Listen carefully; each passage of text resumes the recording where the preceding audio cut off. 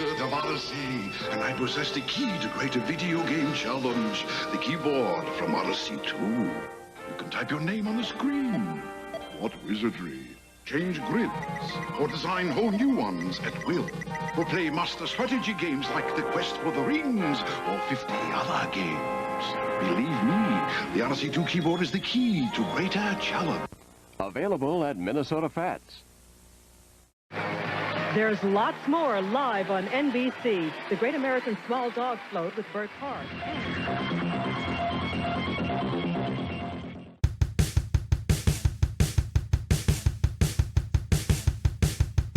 Down in the basement with the VHS. On a scale of 1 to 6, which one is the best? Ninjas, monsters, rock and roll. I got analog blood and a beta soul.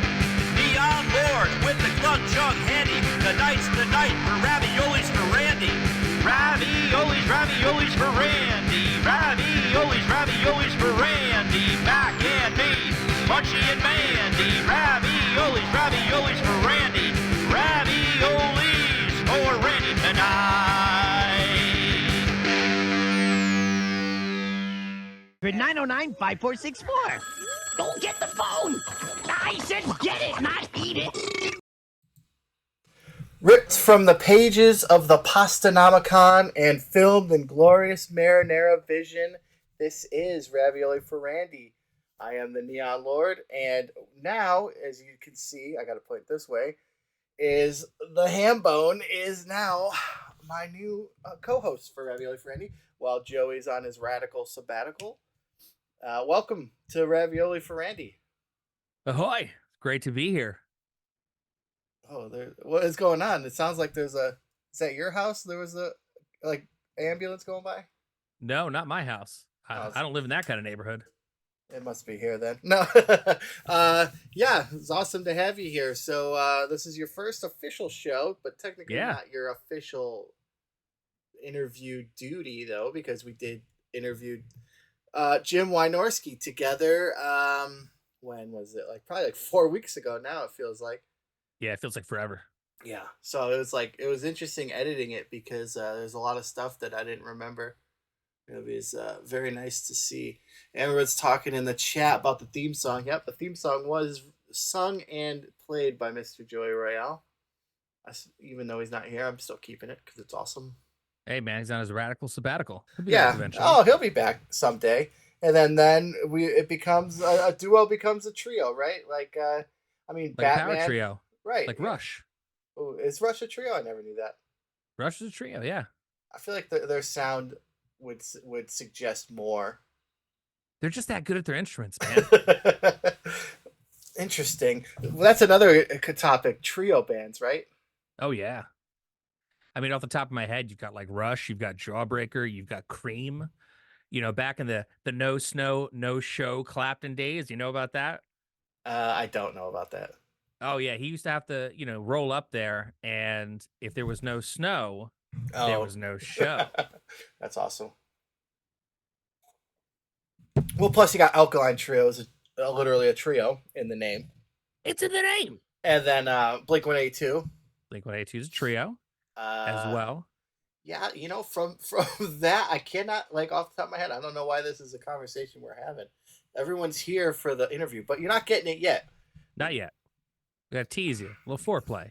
A little of the lolly. We got to sell some books. Yeah, speaking of selling books, I feel like someone has a Kickstarter going on right now, if you want to tell the people. Oh, it's me. Yeah, I am, besides the co-host with the most, I'm the co-creator of 321 Action RPG and the co-writer of Enter the Dino Knights. My partner Gio and I have an RPG where you get to pretty much play through your favorite movies, where you get to tell the stories your way or ride them on the rails like we write them. But we have one out right now called Enter the Dino Knights. It is the next thrilling installment of the Children of Uma saga, where you get to have a vehicle battle RPG where you're cruising around in post-apocalyptic vehicles and you're fighting dudes on dinosaurs. I mean, what's better than that? You like Mad Max? You like Jurassic Park? Peanut butter jelly time, everybody. Enter the Dino Knights on Kickstarter now. I'm slowly getting to the link for it. So, okay, if you like Mad Max and you like Jurassic Park, Would it be Mad Park or Jurassic Max? Jurassic Max Yeah, sounds like cooler to me, yeah, and it yeah. also like kind of makes me think of like Mighty Max. Remember Mighty Max from Oh, back in the of day? course I remember Mighty Max. It's one of those things that like I look back on fondly, thinking to myself, I was like, man, that was like such a cool idea, and they had some really gnarly looking play sets. Like I saw a Mighty Max playset recently. It kind of looked like if Skinner made a Mighty Max playset, like that's what it would be. Yeah, The artist Skinner, and if you yeah, don't yeah, know, yeah. you gotta look I him mean, up, that's a Skinner everybody. shirt right here. I know it. Yeah, it's Uh, just yeah, awesome. Mighty Max. The cartoon was really cool. I really liked the cartoon a lot. I never had a Mighty Max actually figure. Neither did I. Never had one. I feel like I really appreciated them and I liked looking at them, but I feel like the playability was just lacking. Unfortunately, if you like, I didn't have the Oh yeah. imagination to go with a Mighty Max, right? And then two, I would have lost the pieces in the first 30 minutes. Yeah, no, it's not big enough for my not big enough for my meaty hands. I'd be dropping them all over the place. Yeah. So yeah, I mean, an action packed show. Not only do we have the Jim Wynorski tapes, as we're calling it. Well, I just came up with it. We also do have top 6 underrated movies. So like, I don't know. We're gonna find out what each Yeah, of us has. It's gonna be very interesting. I went across the board with mine. I was I like did trying to too. not settle on just one genre, and like I was pulling some stuff out that I kind of feel like a lot of people saw at the time, when they Hmm. came out. But it's something that like things I've not seen ever really pop up on streaming like anywhere Interesting. Yeah. for the So most part. I kind of went with that. I didn't want to go like one genre. I wanted to go by criteria as well too. So it's like this one is on here because of this. This one's on here because of this. Because I didn't want to just like rattle off like 6 movies that no one's ever heard of. Because is it technically underrated? It Oh just yeah, so like that was a stipulation. I do have one in there, but it's worth a watch. So it's more of a recommendation than a. I kind of did the same thing. See, this is why you're on the show. This is why you made the cut. Very cool. So yeah, I mean, I don't know. I'm really chomping at the bit. What's chat think? You guys want to hear the? Are you on Twitch right now, John? I am not. This is the first. This is like one of the first times I've ever done something like this. So Mhm. I didn't want to accidentally do the thing where I had like another window open and then I could hear what's going on and like the background. But I can bring it up on the Twitch right now. I'm actually Yeah, going to bring it up on my computer right because now. you might because I believe that would be the only way you would be able to actually hear it and see it. Well, I did not think that one through. That's why I figured I would just bring it up now. So before the festivities begin, so a word of warning. A little background information on the infamous Jim Wynorski interview was yeah. So Hambone came on board, and then we needed some pizzazz, right? We needed some zazz. Not that Hambone's not zazzy; he's a pretty zazzy fella, but we just wanted something. So I do like casually talk to Jim Wynorski, which is such a weird thing to say. And then I just hit him up, and he was like, "Sure, kid. I told the story last night too. Sure, kid. I'll give you 10 minutes. Just don't ask the same things everyone else asks me." And it's like, okay, well, I'm gonna talk about Munchie. He's like, well, okay, well, we'll talk about the Munch. So we ended up talking to him for about 25 minutes, and so I wanted him on this. Like, I don't know what I was thinking. I didn't think he would be able to do a live like this, right? Like Twitch live wise. Right, right, right. I guess I didn't really think it all the way through because then he was like, "All right, well, how about 5 o'clock tomorrow?" So it's like, well, I mean, yes, I wasn't gonna say no, and then I'm texting him, I'm like, "What about tomorrow at 5 o'clock?" He's like, "Yeah, we'll figure it out." So it's like, essentially, long story short, this is me building up to the fact that it's a microphone next to my actual phone, so the quality isn't 100%. I mean, it's probably 80%, but like I cleaned it up a little bit in post, as they say in the biz, right? Oh yeah, yeah. So When in it's doubt, fix it in post. yeah, so it's a little wonky in parts and stuff, but yeah. So without further ado, as they say, we're gonna go to the Wynorski tapes. I think John, I think when it's over, then I'll just go back to main scene, and then we'll go back to our. But I think during it, and oh wait, we might be able to talk. Yeah, because we're on Zoom. Never mind. I'm an Here we idiot. are. I'm dumb. So, all right, without further ado, I'll see you in about 25 minutes, everybody. Neon Lords of the Toxic Wasteland will be right back. But first, a word from our sponsors. Well, let's welcome to the show Mr. Jim Wynorski, the man who really doesn't need an introduction. We all know and love Yes, him. he does. Give me a nice introduction. Come on. I mean, Yeah, man, you gotta sell it. I was gonna. There was like the nice, like, needs no introduction, but I'll give him one anyway type thing. Director of such amazing films as Chopping Mall, Deathstalker 2, Return of the Swamp Thing, and let's not. Okay, that's good enough. That's good enough. That's good enough. But we're here to talk about The Munch, though. We all know Oh and my love God. my favorite movie, Munchie. The Munchie. So, Mr. Wynorski, give me. Stop calling me Mr. Wynorski. Come on. Jim is fine. All right. Well, you got to be a gentleman at first, right? All right, well, now that you've been a gentleman and everything's good, call me Jim. Awesome. All right. So, Jim, give me we want to know the Munchie scoop. How did this movie come about? I don't remember. Perfect. I'll tell you, here's what I do recall.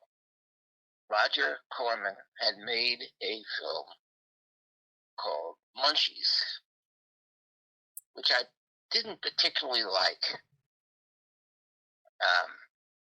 He was trying to imitate not Gremlins, but he was trying to imitate Critters? Gremlins or Critters. He was trying to get that audience, and he asked me to do a sequel. And I said, sure, I'll do a sequel. But I kind of fooled him because I called it Munchie, and I made a film that had very little to do with Ghoulies or Gremlins or Critters. I based my movie on a Warner Brothers cartoon called One Froggy Evening, about a frog that is immortal and lives in a box.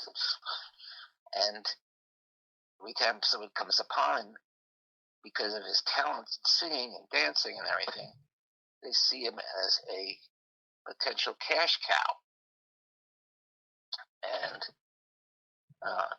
And they never realize how wonderful he is in terms of just being a great party person. And it was a very interesting cartoon that I urge people to seek out. It's 7 minutes of pure brilliance. And my writing partner, R.J. Robertson, who's passed away now, we both decided to do a 90-minute version of One Froggy Evening, and we called it Munchie. Awesome. And it's basically how it started. And I said, let's just make him the ultimate party person, and someone you could count on. And when the kid finds him, he does everything he can to make that kid's life a lot more happy, but it becomes crazy. Which is why the beginning of the movie starts with a guy that's trying to just get rid of Munchie, which he does. He throws him off a cliff. Like, I've had enough of this guy. And it was a very successful movie. It was it did much better than Munchies. And I tried to aim it toward adults, but I said, let's keep it, as clean as we can for kids. Right. And so, I said, well, I'm going to bring Lonnie Anderson in this one, because I always liked Lonnie, and I always saw her at a local mall. And I said, one of these days we'll do a movie together. And she said, nothing dirty. And I said, oh, no, nothing dirty. And so when I had Munchie, I called her agent and made a deal, and also brought in Monique Gabrielle, Tony Naples, and forgot. I think and hired Jennifer Love Hewitt. Oh yeah. It turned out to be quite a nice little film. Yeah, it's a great cast. How'd you get Dom DeLuise to do the voice of Munchie? You know, this is odd, but Lonnie was still married to Burt Reynolds at the time, and Burt was kind of following the exploits of Lonnie on the set, and he said to Lonnie, "You want to get Don to go and do the voice." And so I called Don through Lonnie, told him what I wanted, and he said, "Sure." And his only stipulation was that I have a ton of food put out for him all day. So I had to give him a smorgasbord of food that he could eat while doing the dialogue.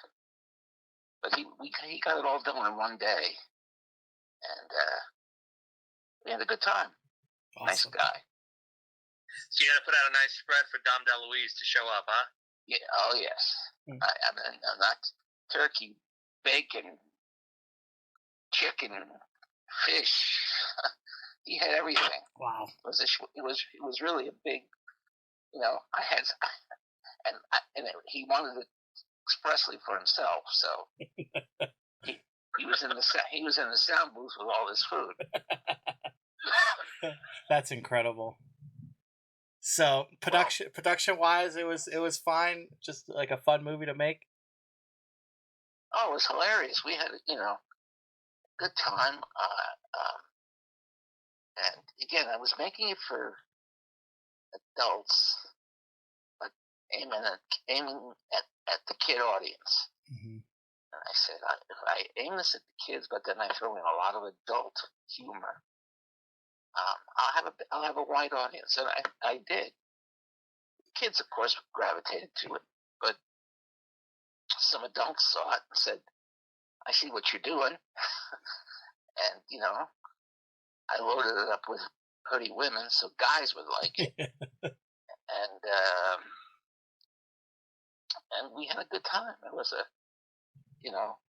I was laughing with Andrew Stevens and Lonnie and. Who else is in that movie? Oh, Artie Johnson was a prick. Oh, really? Interesting. Artie Johnson was a total fucking prick. And I vowed I would never work with him again. He was so he was like crazed on the set, and he was cursing all in front of the kids all the time. And I said, "Artie, you gotta watch your mouth." He got all very bent out of shape when I said that. Then he accused me of killing his dog because I didn't send him home early enough one day. And I said, "I'm sorry about your dog, but I didn't even know he existed." So, anyway, I got through it with him, but he was not a pleasant person to be around. Right.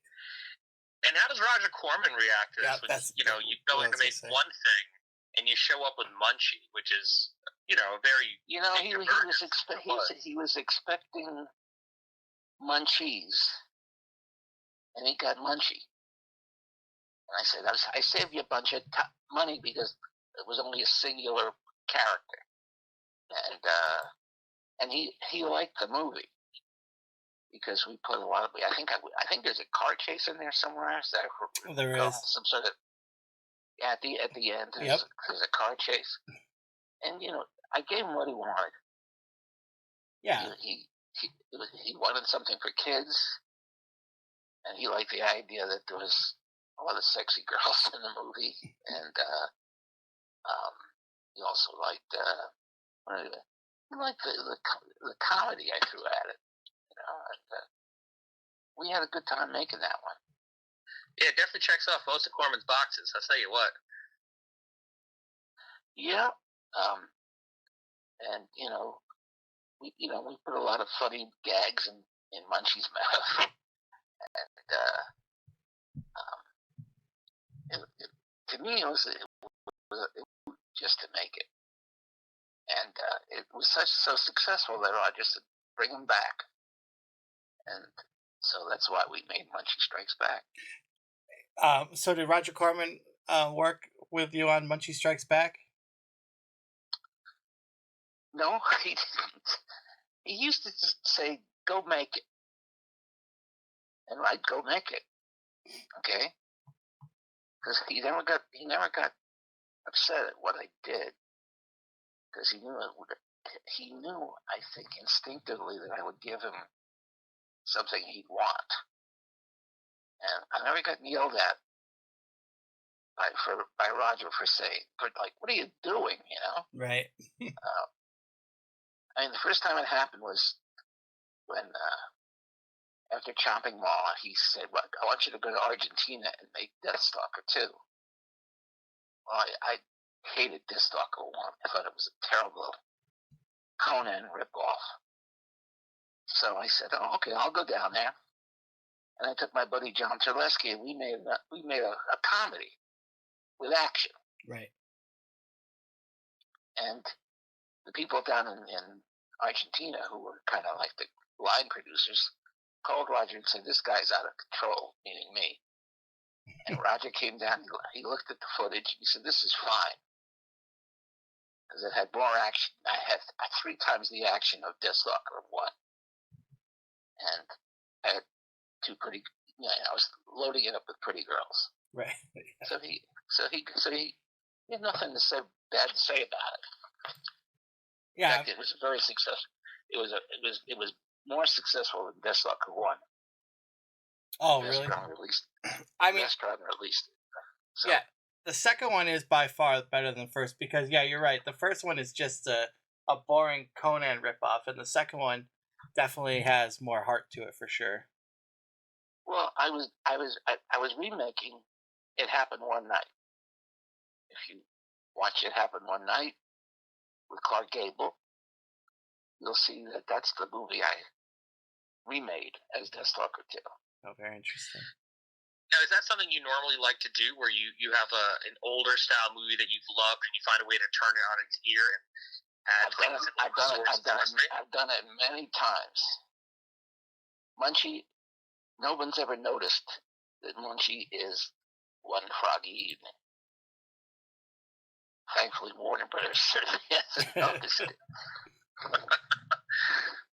But I have him singing the same song from the cartoon, and Dom knew the cartoon, so he knew what he was doing. Interesting. Dom was smart. Dom was smart. He understood what I was making, and said, "Okay, I'll do it." And he did a great job. I was very impressed with the line, especially when we hooked it up with the doll, and it kind of came alive. And you've worked with a lot of great genre actors. You worked with Dom DeLuise, but I'm looking at Munchie Strikes Back. Angus Scrimmage, or his real name was Rory Guy. And he from the Lost Empire, and he's in Chopping Mall too, in a small role. Right. So whenever I had a chance, I hired him. That's awesome. So I did work with him. I knew him quite well. And, he would come to parties, and, it would be fun to have the tall man at your party. Yeah. Probably freak people out. Well, everybody knew him, and he had a great personality. He wasn't that tall man. Right, yeah. Person. Yeah, that's awesome. So what else do you want to know about Munchie? That's a good question.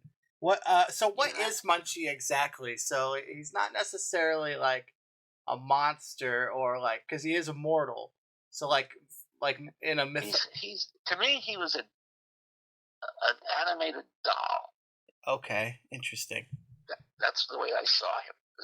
An animated doll who lived forever and went through history. Just being a party person. Yeah, and he can teleport pizza. Yes, he can. That was one of the other things that we when we were doing this. I said, let's have him, import pizza and just have the pizza fly through the air, and it worked out kind of fun. Yeah, it's a great scene for sure. And so, outside of Artie Johnson being a prick, I liked all the other characters. I haven't seen it in a long time, but I remember making it, and I remember, the kid was good, and we brought him back for part 2 in a small role, and he had already kind of grew up, and so it was a lot of fun making those movies. I was supposed to do a third one, but I got so many offers going on, I never got around to making the third one, which is too bad. I wish I had. What was the name of it?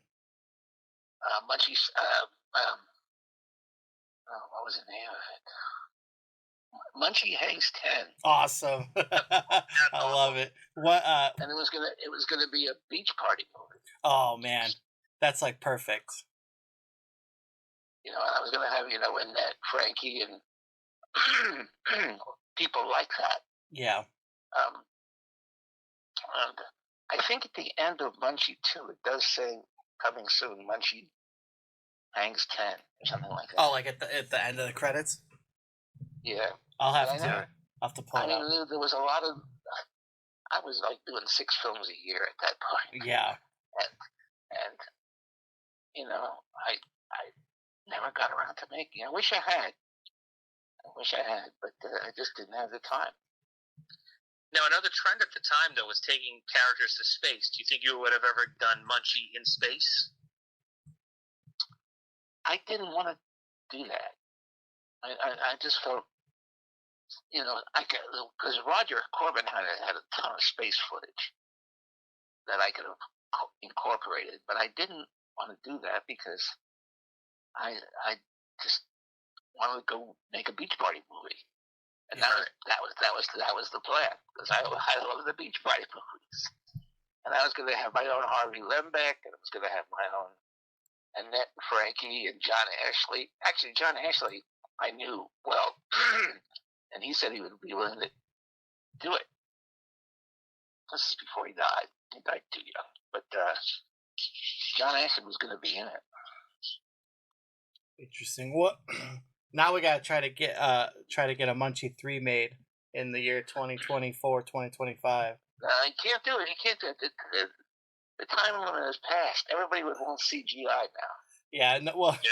Yeah, that is true. Everybody would want him to be CGI, and I'm glad I did him as a little doll. Oh, absolutely. I mean, if he was CGI, I just wouldn't want to do it. Yeah, no, he can't. Yeah, it doesn't work. I don't think it works well under CGI. I think too many things are CGI. I think the magic is. I've done some CGI movies, but I just don't care about doing them. Right. Yeah. No, it makes sense. A character like Munchie as a CGI character. Yeah. First of all, it would be cost prohibitive because he's almost in every shot. Yeah. And I don't think I think the idea that he was actually there on the set kind of made a nice difference, because he was a small little doll, and the fact that he was voiced by Dom, and then Howard Hessman did him in the second film, and so I had a good, again, I love the Munch. Yeah, we love the Munch too. So speaking of like 2024, what do you have? What's on your agenda to make coming up here? I'm just finishing a thing called Bigfoot Burgers. Cool. With Cindy Lucas, and that's a kind of a comedy. I did a movie called Bigfoot or Bust, which is became very successful. I didn't think it was going to be that successful, but I did it without a script and came out and making nothing but money. Awesome. And I said, "That's great. I'll do another one." Yeah, might as well. And so I'm doing Bigfoot Burgers right now, finishing that up, and then I'm actually going to repurpose an old script and make it again. I want to do Sorority House Massacre 2. Oh, wow. Yeah, I got the script, and but I'm going to make it. I'm going to call it the Mammyville Horror. Awesome. And That's great. And now I can with CGI I can create that Amityville house to the right to the down to the windowsills. Right. Okay. And so I'm going to take that old script and repurpose it and shoot it again as the Amityville Horror. Very cool. So that's coming up after I finish Bigfoot Brothers. Nice. I'm down to 3 or 4 films here now. Oh yeah, from 6 to 4. I'm not doing 6 anymore. Yeah, but I mean, I should retire, but I just don't feel like doing that yet. Right. Having too much fun. I'm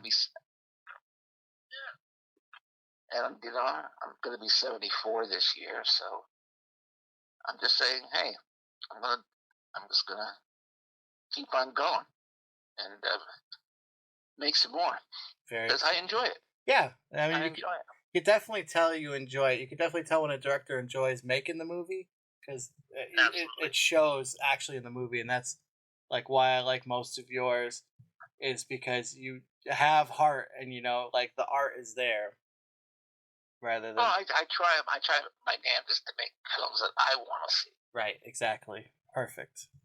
I make them for myself. If other people like them, great. That's exactly why. If they don't, well, fuck them. That's my logic with writing books as well. Like whatever. So I do it mainly for me because I love doing it, and I haven't seen Munchie in 25 years. Right. And so, but I have a good memory of it, because of hanging with Lonnie and also I just knew that Jennifer Love Hewitt was going to go through the roof. She was just too pretty and too cute, too talented not to be a success.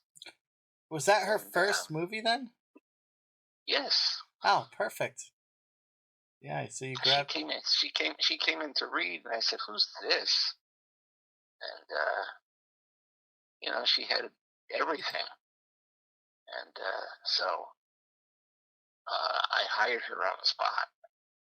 Awesome. And, so again, it was so much fun. I wrote a film expressly for her because I just when I finished Munchie, I said I want to write a film just for this little girl. And I wrote a thing called Home for Christmas with Howard Hessman and Jennifer Love Hewitt, and that was a very successful movie. I think some big TV station ran it that year, and so again, that's how I got to work with Howard, and that's why Howard did the voice of Munchie in the second film. Oh, it all comes full circle. He was a very acerbic guy, and he was a good comedian. So when I got around to Munchie too, I just said, Dom wanted a lot, Howard didn't, so he went with Howard. Yeah, it's funny how that works out like that. Well, I knew Dom was going to ask for twice the money, and probably 3 times the food. Yeah. and Howard was, was working steady. And I said, you got to come in for a date, Howard. And he did. He did a great job. on the voice for the second one. So, there you go. Very good.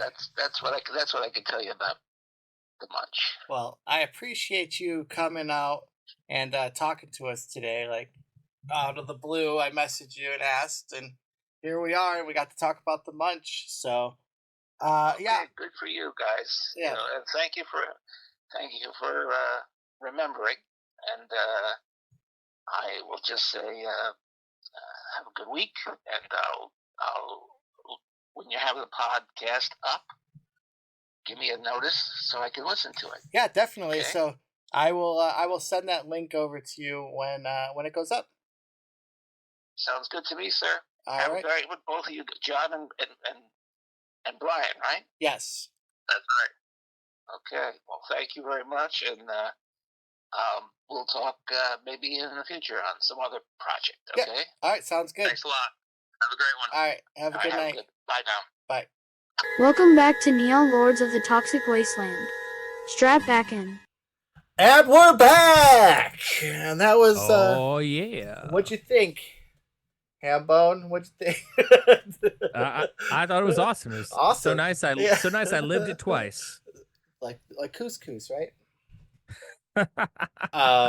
Yeah. So, chat. What'd you think? That was the Jim Wynorski interview. That was got some Neon Lords exclusive talk. And for the record, actually, because he did talk about Munchie 2 having the Munchie Will Return and Munchie Hanks 10 at the end of the credits of Munchie 2, and I went back and I watched it, and it's there.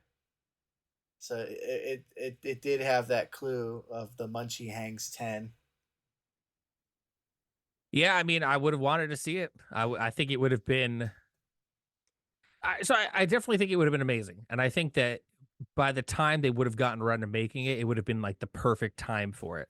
Yeah, I think we're kind of at a place now where like it's too far gone to be able to do something like that, and to actually have it be the movie that it should be and could have been in Jim's vision, right? Because like how kids movies are now, like you got kids. You've seen the gummy the people with the fun hair, the trolls, they sing and they dance, and like that's what it would have ended up being. Yeah. So and 3D generated, right? Like 3D animated. Yeah. You couldn't do Munchie as he is now, or was, I should say. Yeah, and then like a beach party movie with Munchie would not work nowadays because nobody probably knows what a beach party movie is. Yeah. It would have been called Munchie Gets Canceled. So all right. So the next segment is our top 6 underrated movies. So we're gonna go back into the normal swing of the show, and without so we were while you guys were watching, we did talk a little bit about what an underrated movie is, and then you're gonna see a lot of different interpretations of it through the lists. I feel too, because not every movie fits the right criteria. Yeah, it's definitely a different kind of thing when you talk about underrated movies now, with the way the internet is, the way streaming is, because it is a lot more accessible. These kind of movies that maybe you saw once when you were like a teenager at the multiplex, but since they haven't remade it, you might have forgotten about it throughout time. Yeah. Or maybe it's something that the director has moved so far past in the scope of the movies that they make nowadays that like you almost forget that they made movies like this. I mean, just look at like someone like Tom Hanks. Like as an actor, you have a person who like, when you think of Tom Hanks, the first thing that comes to your mind is definitely not The Bachelor Party or The Burbs or Joe versus the Volcano. It's like, Forrest Gump, Philadelphia, other things that he probably got nominated for Oscars for, and when he stopped doing comedy. Yeah, I mean that's a good point too. I didn't think of was like the Nicolas Cage, like Raising Arizona's, and like the movies you generally don't think of that actor, because now like it's Nicolas Cage is different because there's three forms of a Nicolas Cage career. So he came full circle. Yeah, I mean, and listen, all right, sidebar. Yeah, do we really want to talk about Nick Cage right now? Because I feel like we could do an entire episode strictly on Cage, or we could talk about the underrated movies. I don't know that there's time for both. So Nick Cage has to wait till November because I started Nick Cage Awareness Month is November, and it's not that about him. It's just to let everyone know he still exists. Because I do have a Nick Cage shower curtain. He's like and a Nick Cage pillow. He's like my hero. I fucking love Nick Cage so much. He's like probably one of my favorite actors of all time. Oh, hands down. Absolutely. Did you see the I can't remember the name of it, so never mind. It's like something of the Ghostland or whatever.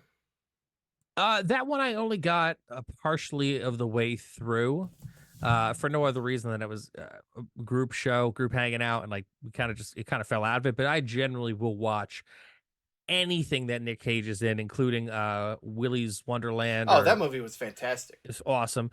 He did like a retired hitman movie recently that I forget the name of. Like, I don't remember the names of half these movies, but I will watch him in anything he's in. Oh, yeah. And then you have like something like Pig, where it's like, oh yeah, that's right.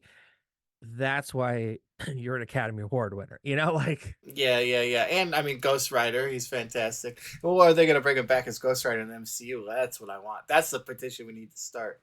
I would start that change.org. Yeah, or whatever absolutely. It is. Change.org sounds good enough. All right, so from there, what's your number 6? What's your number 6 pick? Let's talk about it. So I wanted to run the gamut of different genres, right? And not just do, like, you look at me, you think you know what kind of movies I like, and I appreciate that. I've curated that lifestyle for myself, but I wanted it to have something kind of ran across the board. So the first one I did is kind of a pseudo spy thriller, kind of a heist movie. It's from 1992. It's a movie called Sneakers, right? Okay. But like, this is a movie full of heavy hitters, especially for at the time. You've got Robert Redford, Dan Aykroyd, Ben Kingsley, River Phoenix, Sidney freaking Poitier, right? This is about a group of security pros, and he has a team he's got to put together to retrieve a very sensitive item. It's kind of like a frame job. There is a massive heist that goes on, and they have to steal like this top secret black box because they're getting blackmailed by government agents to do it. And so they're kind of like that team. Yeah, that's right, Luau. Sneakers has such an awesome cast and plot. It's one of those things where like a team that is way over their head, playing both sides against the middle, like just trying to get through it, and they have to find a way to beat both people who are trying to shut them down. And like, I think movies like this, like it came out and then it was here and it was gone. Like, I don't even remember it being a hit, but I remember like the small movie theater I saw it in back in the day. And like, to me, 1992, it's like just at the time when like the internet is starting to become like a thing. And like, you know, several years later, you got the net and like whatever else. This like really nicely tees up that long season of like Ocean's 11 movies that we got, and any other movie that came along in that genre after it. Right. And especially because like, you know, this is like also like River Phoenix, like on the cusp of like blowing up, really just kind of, people knew him from like very like small roles. And now he is, unfortunately he passed not too long after that.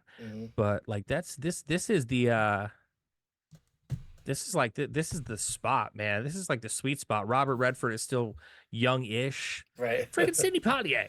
Like, yeah. I have to check it out. I've never seen it. The cover's familiar, but it's like it's like what probably the epitome of like this show, right? The cover's familiar, but it's not like where it would be like, I gotta watch this movie. It's like the cast like cascading like an Expendables looking. Well, you know what it is. It's like, it's the video the movie that you see in the video store on the shelf, and you read the description, and you'd be like, when you're kind of ambivalent about what you want to rent that night, and you're like, that'll do. Yeah. And you bring it home, you pop it in, you're like, oh shit, that was actually really good. I'm glad I rented that movie. Yeah, that's that's a good point. I didn't think about like movies like that. That is true too. Like the unsung hit, the underdog of the rental store, right? Like, it's it's like, man, I guess this will be all right. And then you're pleasantly surprised on how good it actually is. Yeah, I mean, he actually, like, looking at the IMDb, he was dead the next year. Like, the only thing he did, that came out after this was, Indiana Jones.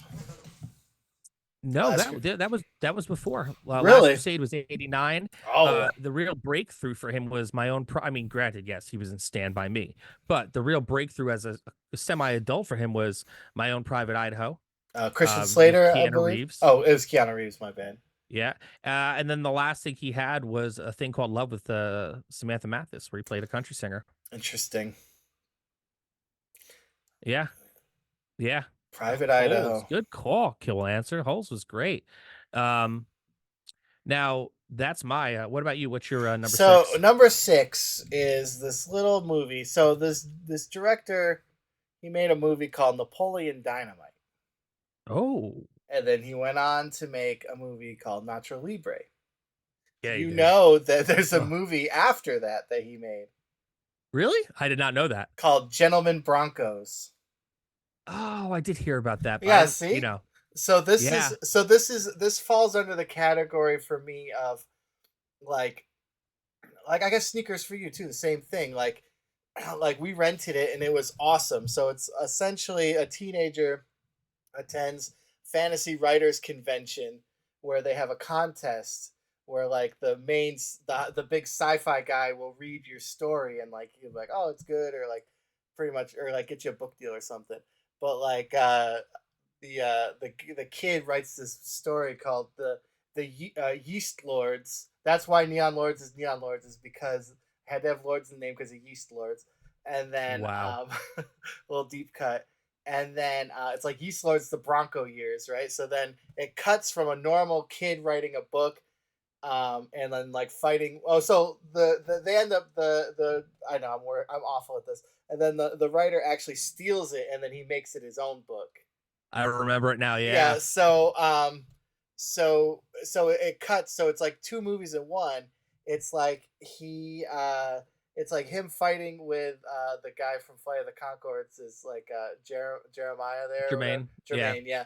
Is the writer. It's him fighting with him. Then it's the story of the Yeast Lords like played out by like under both writers. And Sam Rockwell plays Bronco, like in the futuristic, far flung. I love like Sam Rockwell. Sci-fi. Yeah, it's fantastic. Like I don't know how it like just went under like literally everybody's radar. It might be because it's a little too weird, but I mean it's like Napoleon Dynamite weird. Yeah, Napoleon Dynamite though, that was like a real moment in time. Like, yeah, it was one of those movies that I think like when you look back on it and like you look back on like the things that are happening, like you look at the things that are happening now, like things like on TikTok, people going viral, like when like now everyone is like speaking in meme. Like Napoleon Dynamite was like the original like speaking in meme, Yeah. For us as a country, man, like shit. God, I wish I could go back. Yeah. Napoleon Dynamite definitely ushered in a new era of the world. But yeah. Yeah, Black Sheep is really good. Speaking of Kiwi films, Black Sheep is awesome. It's like sheep attack people. I have it somewhere. But yeah, that's number 6. Highly recommend. Joey, like I brought it up one time, like, yeah, Gentlemen Broncos. He's like, I have no idea what you're talking about. I was like, gotta watch it. There's so much ridiculousness to it. It's in the vein of both Nacho Libre and Napoleon Dynamite. So it's definitely Min Jams, you would be 100% correct with that statement. Best Kiwi film is Dead Alive. So like, yeah, so we're gonna talk about Dead Alive. Are we gonna do this? Sidebar, are we gonna talk about Dead Alive? We're gonna keep on going with this. So like, yeah, I mean, obviously to like us, like Dead Alive is like, that was like everything to me for a long time as a in high school, right? Dead Alive was the movie. I mean, my favorite movie of all time is original Dawn of the Dead, like hands down, right? So like, right. I live in a zombie world all the time, even when zombies were popular. Unfortunately, it was a hard zombie girl, zombie world. So like, but yeah, so Dead Alive is like, I mean, you got the Fulci zombie movies, you got Dawn of the Dead, Fulci zombie movies, and Dead Alive. Like that's like the holy trinity. So it's like, it's really, really good. But I mean, realistically, if you're gonna say best, I mean, I'm not a huge Lord of the Rings fan, but I mean, Lord of the Rings would be like the greatest New Zealand movie of all time. Yeah, I mean, pretty much. Like, yeah. like trust me, I'm a huge Peter Jackson fan. I got Meet the Feebles, like it's like one of my favorite movies of all time. Like, uh, Bad Taste, like I love the man's work, the body of work. I gotta. I really do too. It's so funny because then, like, you fast forward to something like, I don't know if you saw Muppets Mayhem, when the Electric Mayhem show that they did on Disney Plus. They actually, like, Peter Jackson shows up and they actually make a like an in canon Meet the Feebles joke, Oh my like god. that. The Muppets like ran afoul of the Feebles, and it was just not a good I time for got. anybody. I gotta watch that. I definitely gotta watch that. I did not It know was that delightful, happened. a little Very heartwarming cool. show. It was Very very, nice. very gentle, very Disney. I love it. I mean, Disney's owned Muppets forever. There's a Disney Muppets ride. I don't know if it's there anymore, but it was like in California, Great Adventure. There was it Great Adventure or no? It might be in the Disney. California Adventure for Disneyland. California Adventure. It's one of those over there. There's like a Disney, or it's like a Muppets. Like you go, like Muppets in the movies. You go sit in the movie theater, put on the glasses, and then the old guys are in the balcony, animatronic wise, and you watch like a 4D movie where they blow like air on. I remember ya. that. Yeah, I remember that. I don't know if it's there anymore, but you know. They probably had to make way for Star Wars, but that's cool. Yeah. Yeah. Oh, it's in Hollywood Studios, they're saying. Okay. So, with that being said, what is your number 5 before we get on Dead Alive? Number 5, I went with a romance flick, a rom-com, as it were. So back in 1996, written by James Gunn. Okay. Of the Guardians of the Galaxy fame, directed by Lloyd Kaufman, Tromeo and Juliet. It's funny you bring up Tromeo and Juliet, because that was going to be my pick for my movie pick last night for Valentine's Day for Pizza Party, but I couldn't do it because it's a family show over there. But over here in the Raviolis, not so much. So talk away. It's funny because like I remember when it came out in like 1996. Yeah. And it was like a big deal. It was. Because, Troma, oh God, 96, man, like that's like back like the heyday of like Chiller Theater Convention. That's like, back when people like if you wanted to find something, you would have to go buy it on a VHS or a DVD off of someone's table somewhere and like, make new friends to be able to watch this movie. And I mean, dude, like I actually wasted one night at a Chiller Theater. Somehow my buddy got into a fight with like Sergeant Kabuki Man NYPD, and I'm not a fighter. I am not a fighter whatsoever. But somehow, like I think I tried to like pull Sergeant Kabuki Man off my buddy, and the next thing you know, I'm laid out on the ground, and friggin' Sergeant Kabuki Man NYPD taps his elbow and drops a Macho Man elbow right onto my guts. How I didn't shit my pants in that moment, I don't know. But bro, like Sergeant Kabuki Man NYPD IRL can throw down. But I digress. I mean, this is like back in the day though, when you used to have to go and like, leave your house to go and see a movie or to get a movie. And like, everyone was like, this is a really like fucked up movie. This is a really messed up movie. And they would always like lead in with the points about like why you should not watch this movie. Right. But like, it's a trauma movie through and through. Yeah. It is a very well written story. Like, like you could see the roots of where James Gunn was coming from and where James Gunn is now in a direct line that runs through this, as well as Lemmy being the narrator. Right. Yeah. Yeah, that's like, yeah, he's in another trauma movie too. And that's like it. It's one of those things where like you could not make a movie like this anymore for just a lot of different reasons. Like no one would let this get off the ground now.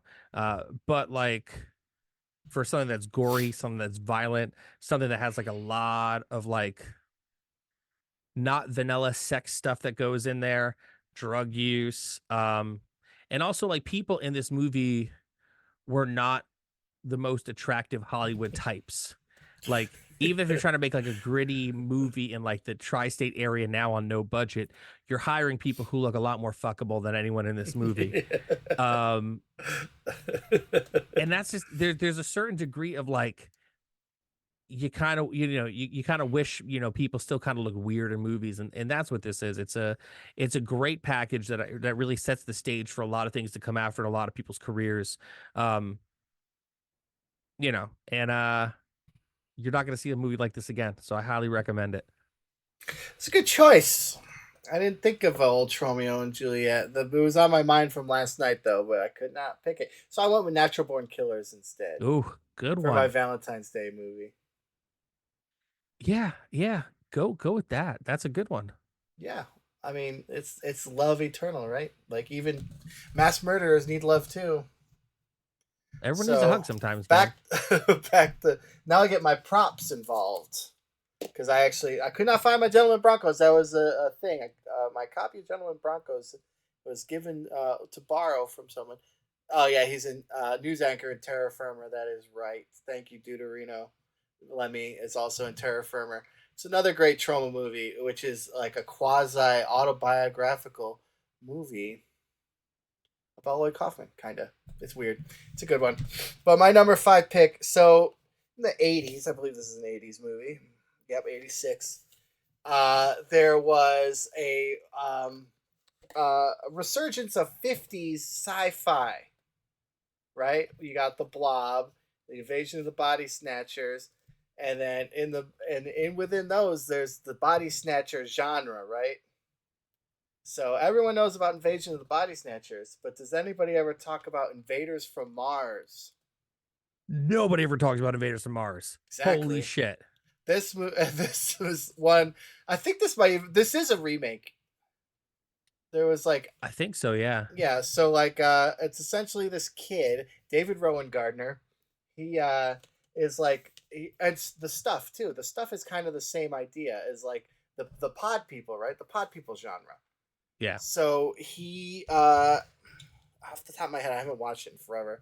So essentially, invaders from Mars, it's in the name, come down and pod people everyone, and they go through a wound in the back of their necks. Mm-hmm. So everyone has the Band-Aid on the back of the neck. That's how you know that they've been, I don't know what the term would be, pod peopled, right? No, the song from Misfits is Teenagers from Mars. That is correct. But yeah, so now I got off track. But yeah, and then there's some great, like, so the actual Mars alien models are awesome in it too. Like the great like physical effects. It's it's a good movie if you watch The Gate and Invaders from Mars as a double feature. What? The Gate? That almost made my list, but go on. So it always makes my list because it's a fantastic movie. But Gate 2, not so much. Yeah, you should, there's not a lot of good cause to go back to the well on that one, amigo. Yeah, I mean it's rated R, so I think that's probably what they were trying to go with it. But it lost its allure. Like once it hits R and it's about the neighbor. I don't know why we're talking about Gate 2 when we were talking about. But yeah, so Invaders from Mars. Let's see, classic 50s Cold War sci-fi horror film is transformed into a monstrously gripping modern special effects tour de force. It's a Tobe Hooper movie. Did not know that. Love it. Brings his own uniquely spectacular vision of this masterful new version. Everyone's favorite alien invasion tale. There you go. It's the alien invasion genre. So I guess pod people would be alien invasion as well. Gate 2 is good if you watch it as a comedy. Yeah. I still enjoy The Gate 2, but it's not a very good movie. No. So like in my world, it's fantastic. But to normal people, yeah, it's not good. But yeah, no, I enjoy it. I pop it on every once in a while on the old VHS, and I sit around like an old guy and watch it like a weirdo. But yeah, so what is your number 4 I believe, right? Number 4, 1986. It's a teen movie, but like a very dark teen movie. It kind of reminds you a lot of John Steinbeck in a way, Okay. but like in a way where like a John Steinbeck book would be like played out with like burnouts, like Dennis Hopper when he was still in his like doing it for drug money phase. you know Crispin Glover, you got Keanu Reeves in it as well, and it is a movie called River's Edge. Have you ever seen it? I've never even heard of this. So Look it up. this high school burnout murders the girl and leaves her by the river and starts to tell his friends that he did it, and then suddenly like everyone's like trying to keep the secret. People feel conflicted about keeping the secret. Crispin Glover is like chewing up scenery like it was his only job. And it is definitely like one of those movies where like everyone is kind of wrong, but everyone is like on drugs and they're just trying to figure their way out of it. Like it's a movie where you have like an hour and a half of like someone trying to make the right decision and how it like tears this group of friends apart. And I mean it starts with an absolutely grisly murder. Like there's no denying that, but it's fucked up, man. It is of the time, as they say. It's very interesting. I definitely will have to put it on the list. It looks cool. The cover is fantastic. Yeah. Oh yeah. Yeah, it's And- like if you imagine like Stand By Me with people who have no morals. right.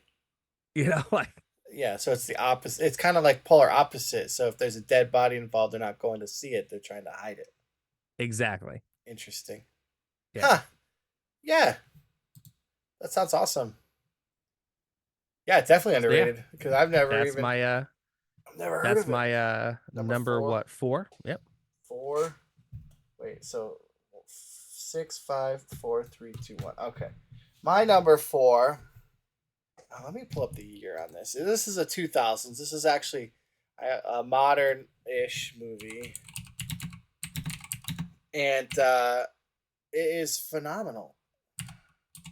Let me pull up the stats. 2009. Oh. 2009, so newer-ish, I guess. Ty West, director. If you're familiar with his work, I am. a movie called House of the Devil. Oh yeah. And so like it is Damn. a slow burn of a movie. I feel like it didn't it didn't get the recognition that it deserves, right? Oh god, no. So like long story short, it takes place in like the 80s, so that's what kind of like throws me off about it. I gotta stop reading chat because they're like giving me like I don't know what people are talking Ty about. West from X. Mm-hmm. Okay, yeah. So I think that was his first movie. what? House of the Devil? Yep. Or one of them, like within the first. Well, and then he did a movie that reminds me of you. After Me House personally? of the Devil, yeah. Oh. He You're did. so sweet. Yeah, thanks. He did a movie called The Innkeepers. That was my first experience with Ty West, which is a spectacular movie. Yeah, so so that reminds me of your Hotel Exorcist. It's going to be a very very similar experience. So yeah, so there you go. But anyway, House of the Devil. It's a very slow burn. So if you don't like slow burn movies, this is not for you. But the payoff is great.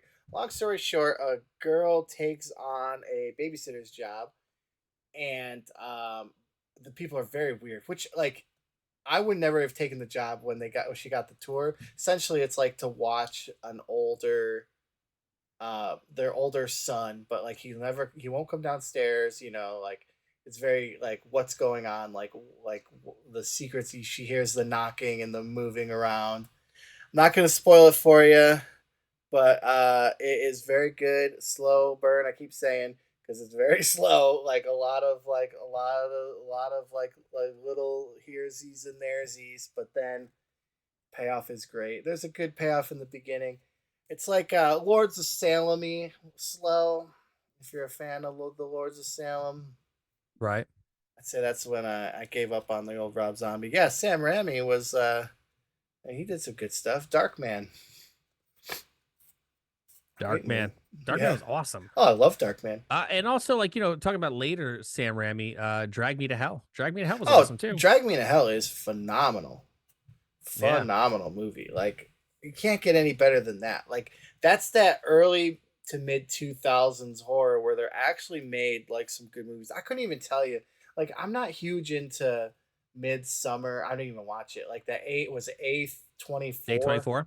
I'm not like that's not for me. Like, and that's fine. Not everything has to be for you, right? Like, exactly, dude. Exactly. A shoe for every foot. I will say this though. I don't know if you may feel the same way. However, House of the Devil was to me an important film in the horror scene because I credit House of the Devil, as do many, with the inception of the term slow burn. Oh, so horror. It is the slow. It's like, so that's where it started. No one was using terms like that in regards to horror movies before House of the Devil. At least not. And in the chat, they may tell us differently, but at least not that I can recall. So like that was the first time it's like, oh, it's a slow burn. And that's where you end up, to me, a straight line between that and a movie like a Midsummer, which I did not enjoy personally. I hear the director's cut is better, but don't fool me. Don't fool me once, shame on me. Fool me twice. I watched a 3.5-hour movie for nothing. Which one? Midsummer. I didn't like it, but they said the director's cut is better. Yeah, I'm not interested. Like, I don't know. It's just not for me. Like, I keep like, this is it. Like, I don't generally like more modern horror movies, which like House of the Devil. Ty West is really cool, I guess, but like, when it comes to stuff, I don't know. I don't want to be like the old guy either, where it's like, well, it was better. 100%. It was better made, but like, it was better made. Like, there's a reason why practical effects look the way they do. It's because they're just cooler to me. Seriously.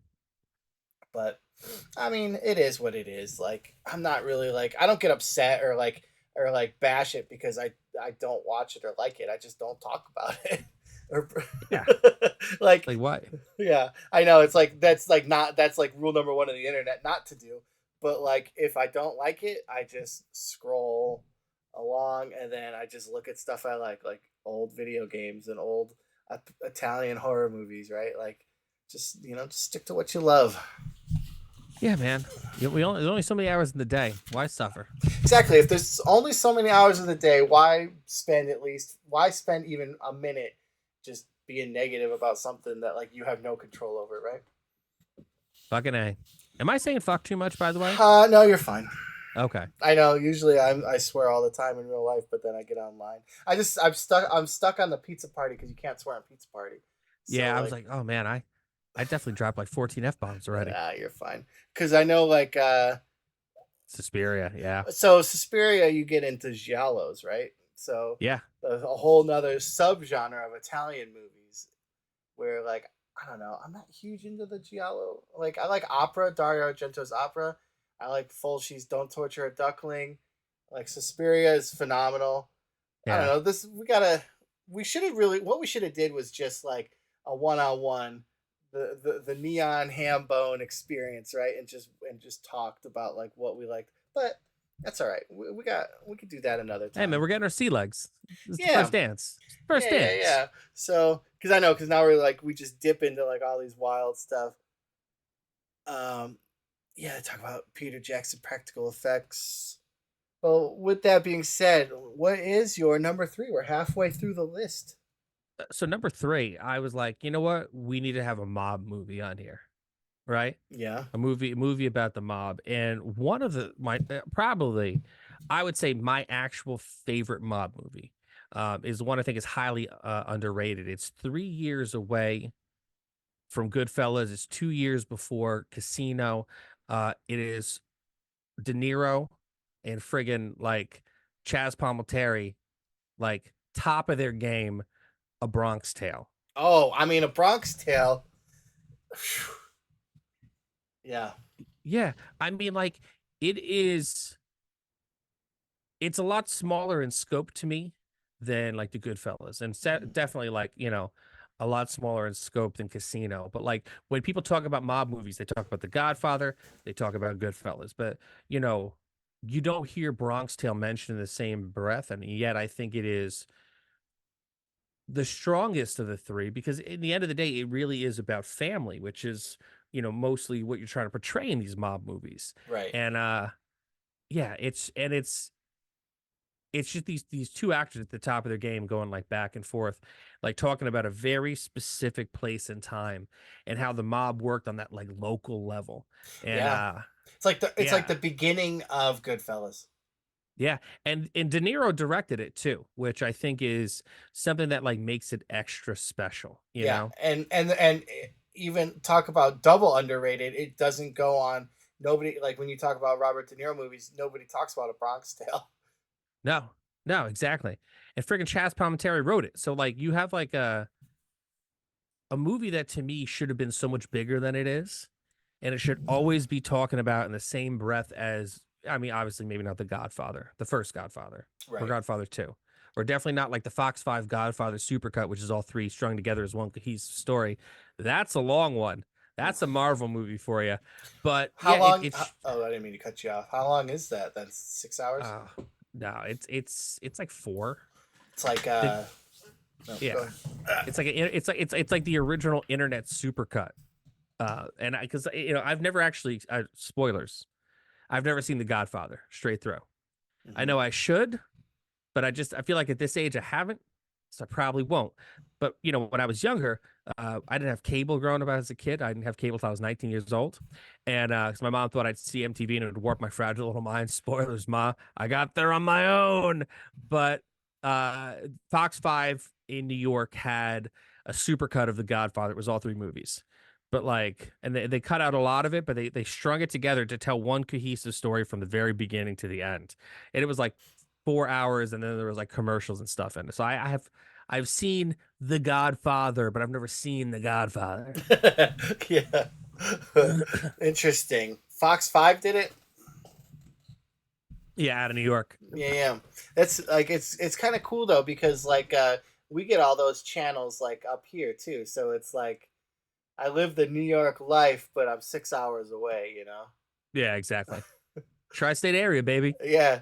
So it's interesting too because they did that with Watchmen too. They added the Curse of the Black Freighter in the comic book, and then they added stuff. It's like a 6-hour cut. Like that one. Oh yeah, is phenomenal too. But okay, yeah. So it's funny because you said you're going to bring a gangster one. I thought you were going to say Donnie Brasco. Yeah, you know what? That one is good, but A Bronx Tale is great. Yeah, I mean, A Bronx Tale, I guess it is underrated. Like I never would have thought it was. Yeah, Bronx Tale is more character driven as opposed to Godfather has been set scene pieces. That's absolutely. Yeah, I agree with that. 100%. But then again, I mean, Goodfellas is the epitome. It's the perfect gangster movie. Yeah. Oh yeah, Goodfellas. Jeez, a little Animaniacs in Animaniacs there, yeah. Goodfellas to me is kind of like when you grow up listening to like Led Zeppelin, right? Mm-hmm. And you're like, okay, like my basic education in music was like learning by Led Zeppelin, and then you go on to make your own album, and then your album is like, all right, like clearly. You grew up listening to Led Zeppelin, but you really you wrote that fanfic real good, dude. Like that's Goodfellas. It's like it is in so many ways the perfect mob movie. Right. Yeah. So it's like, what would be another good example of it? Because it's like, yeah, it's like Tombstone, right? It takes all the genre like staples and puts it into a giant sauce. It's a best of album. Yeah, it's 100%. 100% a best album. Yes, whatever. Best of album. Greatest hits album, right? 100%. 1,000% correct. You couldn't be any more correct even if you tried. What about you? What's your next one? So we're going a little Christmas. I know it's February and we missed it. Ooh. So the most underrated Christmas movie of all time Jingle All the Way, right? Oh yeah, man. So Oh like yeah. it's my favorite. I got a Turbo Man doll, of course. You gotta have one. It's such a good movie. There's a lot going on. Phil Hartman's fantastic in it. Sinbad is great. There's a lot of stuff that it's very interesting nowadays. You probably couldn't get away with, but I mean, isn't that realistically anything in the '90s anymore? That's anything. Yeah. I So mean, the whole decade. But like when it I feel like it gets the shaft when it comes to I love Last Action Hero, Lou. It's one of my favorite movies. And I know I just cut off to say that, but because I want the Sylvester Stallone as the Terminator cutout that's in Last Action Hero in the blockbuster. Yeah, that's so good. Yeah. That is an Easter egg, man. Yeah. Oh man, Deuterino saw Jingle All the Way in theaters. My wife actually was at Universal Studios Orlando when they were filming the parade sequence. Really? Yeah. Yeah. It was on Very cool. on the studio on the no wait, was it Studio Orlando? It was one of those. Might have been California. It was probably California actually. Now that I think about it. So, oh, Punishment 90 saying yo Alexander RPG in the chat moo moo. I don't even know what that is. What do we got NPCs now? Like ice cream. Yum yum yum yum yum yum yum yum yum. But yeah, so Jingle All the Way. I feel like it's already in a bloated genre of Christmas movies, right? Because like you're not gonna stop like the juggernauts of you're not gonna top Muppets Christmas Carol, right? Like the greatest. Watch it every year. Same. Elf. Same. Yeah, so Elf is an interesting one because that actually did top them. Yeah. Because I would say that's the newest out of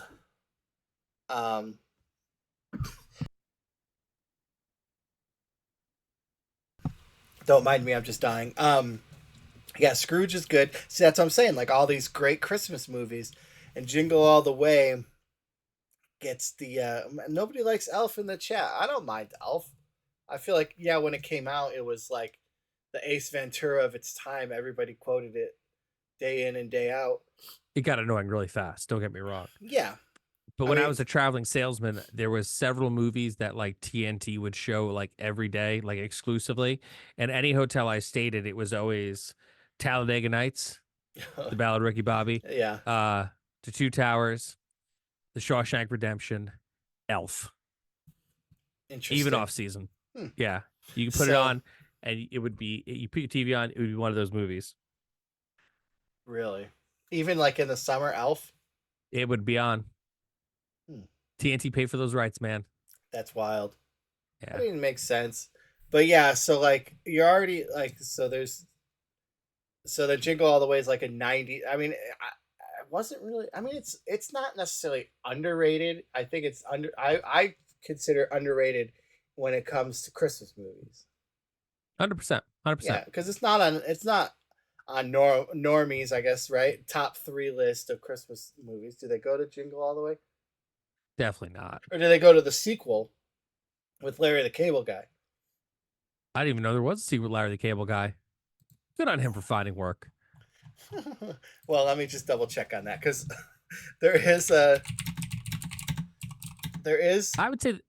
Oh, go ahead. You know, if you're talking about like live action movies, the top 3 that people would probably go to: Muppet Christmas Carol, A Christmas Story, and Elf would be like the top 3 that normal people would watch like every year. You know, Christmas Story especially, that's on TV for 24 hours straight. Yeah, so like I liked Christmas Story a lot as a kid before they did the 24 hours. And then and then it got like super popular, and then it was just like, I mean, it's whatever. And not like we're the guys like, well, now that it's popular, we don't like it anymore. That is not the case. No, it just got oversaturated. Yeah, you see it as a kid, and it's something real special, you know. Yeah. And now, like anyone's house you go to, it's like the one thing that's agreeable to everybody. So like no matter what kind of household you live in, it's just on in the background. And I will tell you that since they put it on 24 hours straight, I have never seen the movie straight through since. That's accurate. That's the same. Yeah. Never. Yeah. I have it on DVD. I don't think I've ever seen it end. Really? Yeah, in at least 10 years. Well, I know next year, well, this year now for Christmas, we are doing we're gonna get Chinese food for Christmas with my parents. That's smart. Yeah, they want to do it. They want to do a Christmas story, Christmas. Yeah, Kurt Russell's Christmas Chronicles. We like those a lot, but Oh, those are really good. I'm a Yeah. huge Kurt Russell fan, so that's where that lies. But yeah, so that was my whatever number. That was my 4. Now we're on to 5. So how to Or pick a no, horror movie? not 5, 2. This is 2. Yeah, Yeah. Yes. How to pick a horror movie. right. Something I didn't enjoy when I first saw it, but I went back to it when it popped up again on Shudder, I don't know, a couple years back, and it is now one of my favorite horror movies of all time. 1980, The Changeling. You know, it's interesting you bring up The Changeling for a couple things. One, it is a great ghost story. Great ghost story. And 2, it actually popped up when I would type in most underrated movie, like horror movie. That's like that's like the general consensus that The Changeling is like the most underrated horror movie. George C. Scott, right? Like George C. Scott is just he's like an actor's actor at that point. Like nothing left to prove in his career. A thespian at that point. Yeah, a true thespian. I think you are 100% right. Is a good way to like really to describe it, right? Yeah. And like, you know, I mean, yeah, sure, he popped up in animation and like kids films here and there doing voices because he had that like very like that voice that like no matter what he was in, it was like gravitas. You know, but yeah, I mean, it is just it starts off with like one of the most like wicked like opening scenes I've ever seen in a movie. Just fucking brutal, you know? And it is just a story that is so full of hurt. Yeah. You know, that like it kind of is a weird crucible in its own way. And the end is so strong, but it doesn't really like kind of give you any like real release because at the same time you're like you just kind of feel bad, you know, for the whole story from like soup to nuts, yeah, as it were. But it's something that I think like when people talk about haunted house stories, it's something that I think when people talk about like horror, it does not get talked about enough, like on a surface level. I mean, if you mention The Changeling to anyone like who's like a horror head, they're gonna be like, oh, yeah. I mean, of course, how could you not? But like, yeah, dude, yeah, I think that The Changeling really is something special, and I feel like it's still on Shudder. If anyone has Shudder, yeah, I would assume so. It's an interesting one too because the true ghost story when it comes in terms of horror movies is underrated as its own subgenre, right? So you're already like you know not doing so well for yourself because you're not a slasher. What's even popular now, like supernaturals, I guess. I don't even know because I don't really follow horror movies like anymore. So I don't even... you know, it's mostly Blumhouse and A24 that's rocking in the horror genre now. Supernatural thrillers, like weird robots, like Megan was huge. Nope, Jordan Peele stuff is really big now. Saw, Lou said torture porn, so like Saw. Oh, I guess they still make Saws though, don't they? They just started making Saws again, yeah. Ridiculous. You don't get Shudder in New Zealand. That's a bummer. So I'm sure it's gotta be on stream. It's gotta be on streaming somewhere. Yeah, it definitely is. So then, like The Others. You ever see The Others with Nicole Kidman? Oh yeah. That was like post Sixth Sense ghost stories too. So you had to have that twist, right? But yeah. But like when it comes to like true, I mean, because Amityville's not really a ghost story. Do you know that Amityville horror is the horror movie that has the most sequels of any other horror movie? I believe it. It is. They've made so many different versions of it. I definitely believe it. And in fact, The Conjuring initially was supposed to be a reboot of the Amityville Horror, but they kind of went their own way with it. Yeah, but and it's so much better for it. But don't they do Amityville in one of the Ed and Lorraine Warren movies? Because The Conjuring is like the Ed and Lorraine.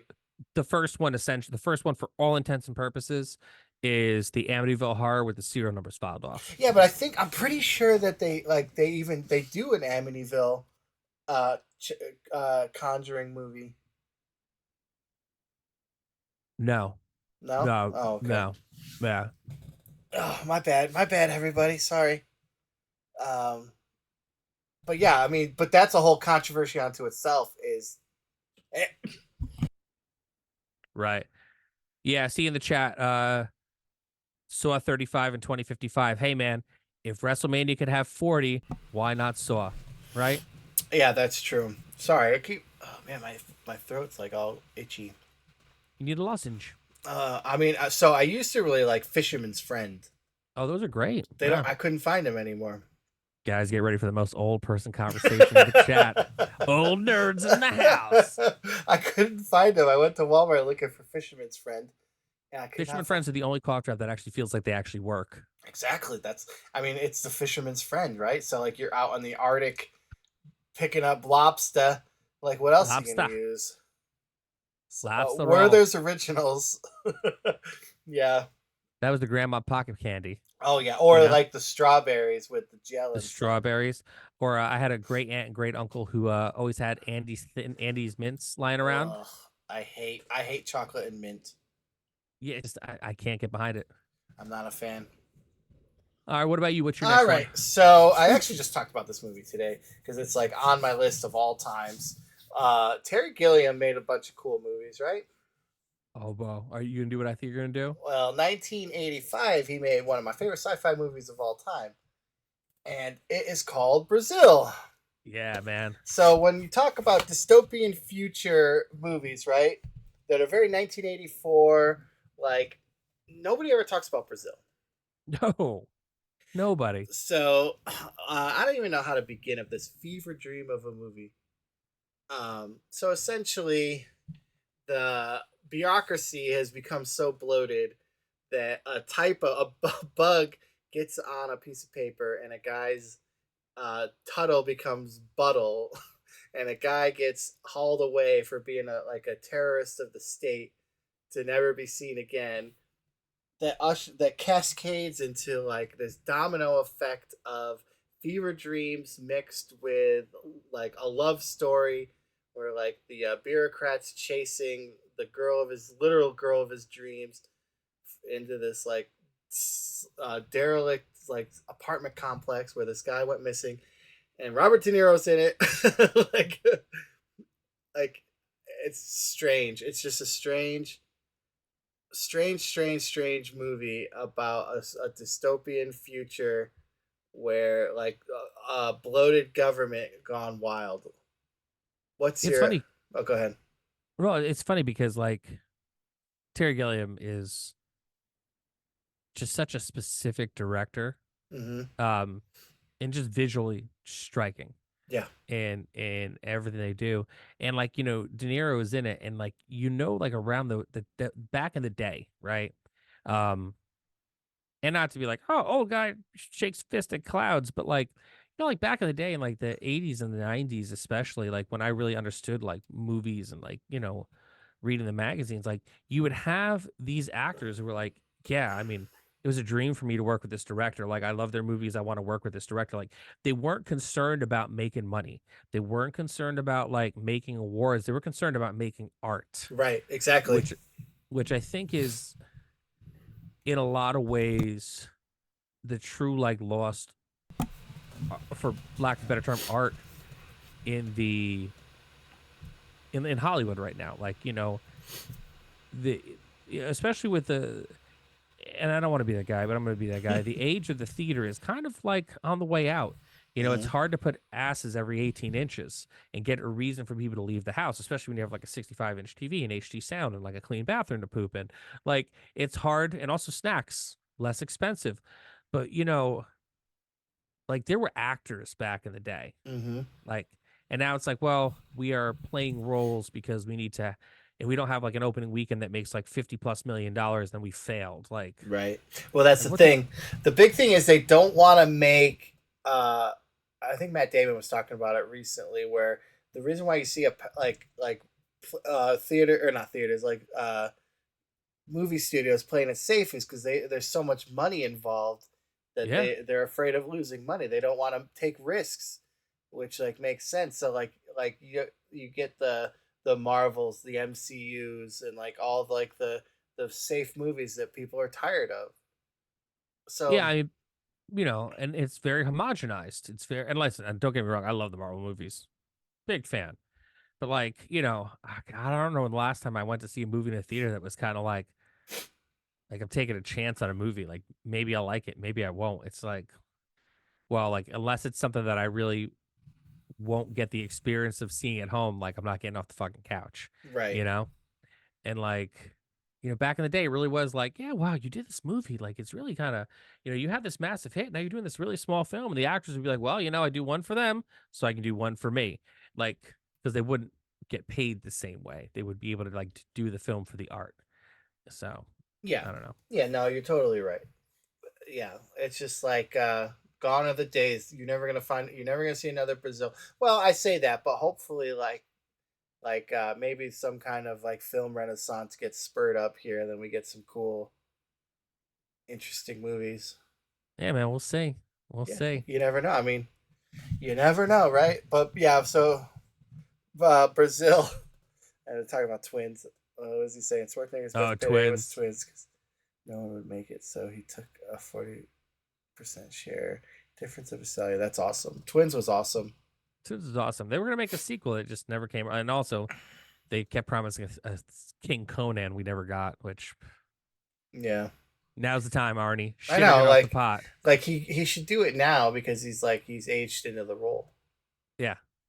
Was it going to be Twins 2 Lost in New York? Oh, or Twins 2 in Space. Yeah, that's the third one. Yeah, I mean, God willing. Yeah, right? Danny DeVito would do it. Oh, 100%. 100%. But yeah, so we are to our number ones already. We burned through those. It's like a 90-minute movie or something. As a movie should be. Yeah, that's like we are the 90-minute movie talk. Me and Joey talked about that forever. But what is your number one? Assault on Precinct 13, 1976. Oh, John Carpenter. John Carpenter brought, and people like, I think I'm going to say John Carpenter is my favorite director. Maybe there are directors who are better than John Carpenter, but John Carpenter made, as far as a career's worth of movies, the most that I like by a single director. Man, it's a brutal action movie. Mm-hmm. For those of you who don't know, it is, and I'm just going to read you the description from IMDb. A highway patrol officer, 2 criminals, and a station secretary defend a defunct Los Angeles police precinct against a siege by a bloodthirsty street gang. And that's the whole movie. They are trying to just survive until backup arrives. And they're low on ammo. No one trusts each other. And they gotta stay alive long enough to kind of like fight their way out. And it is brutal. I mean, the movie, it was, if I recall correctly, John Carpenter's very first movie. It is 1 hour and 31 minutes. So that is right there, right what it needs to be. And like, look, one of my favorite movies is like The Warriors, right? Mm-hmm. And to me, Assault on Precinct 13 is like if the Warriors just stayed in one place for the entire night. And instead of like trying to get somewhere, they're just trying to they are home, and now they have to defend their home. Right. Yeah, it's the siege movie. It's a great genre. Yeah. You ever Assault on Precinct 13. I never saw the remake. Oh God, I'm trying to remember. Like it wasn't terrible as far as remakes go. But it wasn't very good either. And right. It was it's not even good enough for IMDb to like let me bring it up right now. But it was Ethan Hawke. That's why I thought it was Ethan Hawke, because I'm like, yeah, I feel like it's Ethan Hawke, but then I was like, no, that's The Purge. and it was 2005, which is funny when you think that that's almost 20 years ago. Right? Yeah.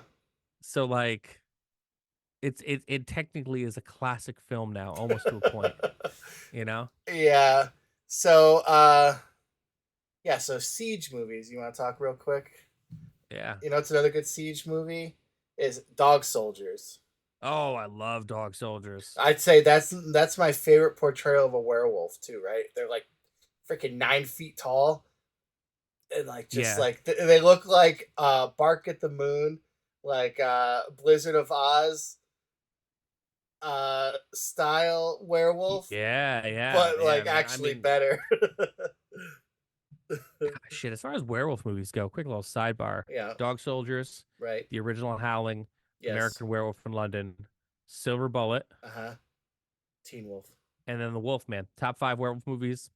That's all you need. You didn't say Teen Wolf.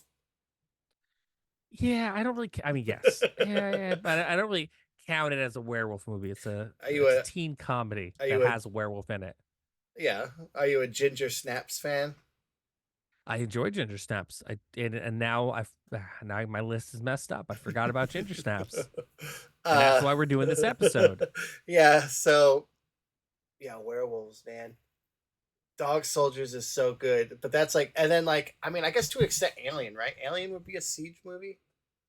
Alien's kind of a siege movie, yeah. They call it a haunted house in space. The first one was a haunted house in space. The second one's a siege movie. Oh yeah. I'll say Aliens as the siege. But yeah, so like Assault on Precinct 13, right? So like it's very underrated, and just the sheer fact that it's like, okay, well, when you think of John Carpenter, what do you think of, you know? It's like Big Trouble, The Thing. Not that. Yeah. Prince of Darkness, even probably before Assault on Precinct 13. Yep. Ja Rule was in the remake as well. Market quality. Yeah. Ja Rule.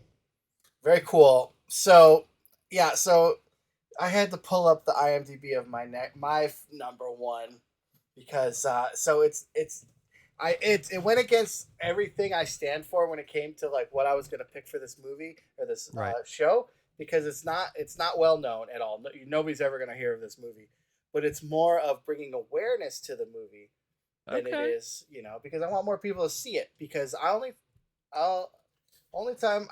so let me just get right to it, right? So it's this movie called Sons of Steel, right? I've never seen it.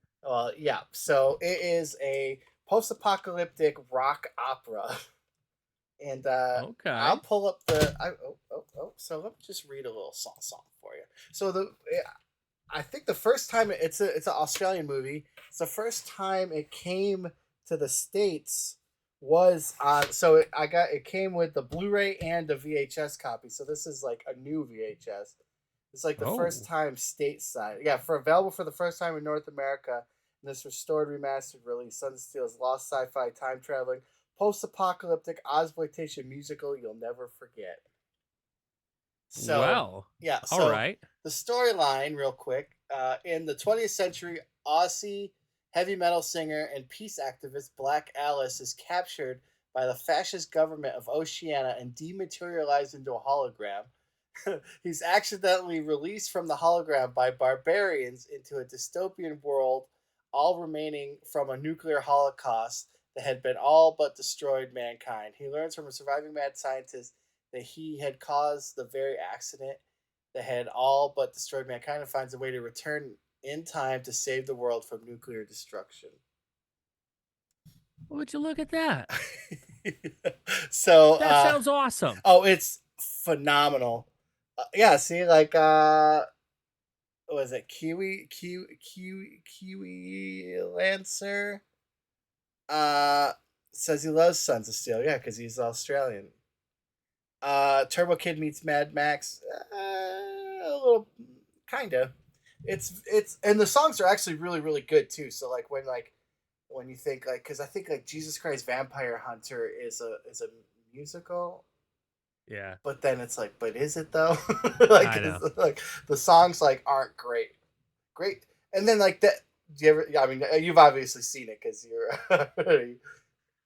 Yeah, I mean, it's one of those things where it's like kind of but is it? Oh yeah, no. Kiwi is a New Zealander. Oh, I guess that makes sense. My bad. Yeah, yeah. Um, We've all seen that episode of Letterkenny.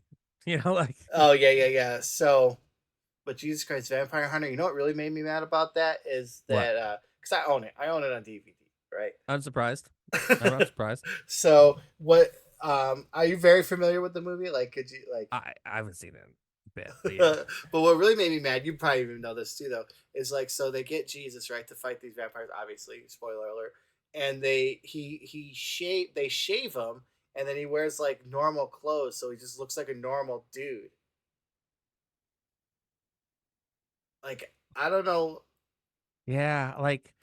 I don't know why that was like a good choice.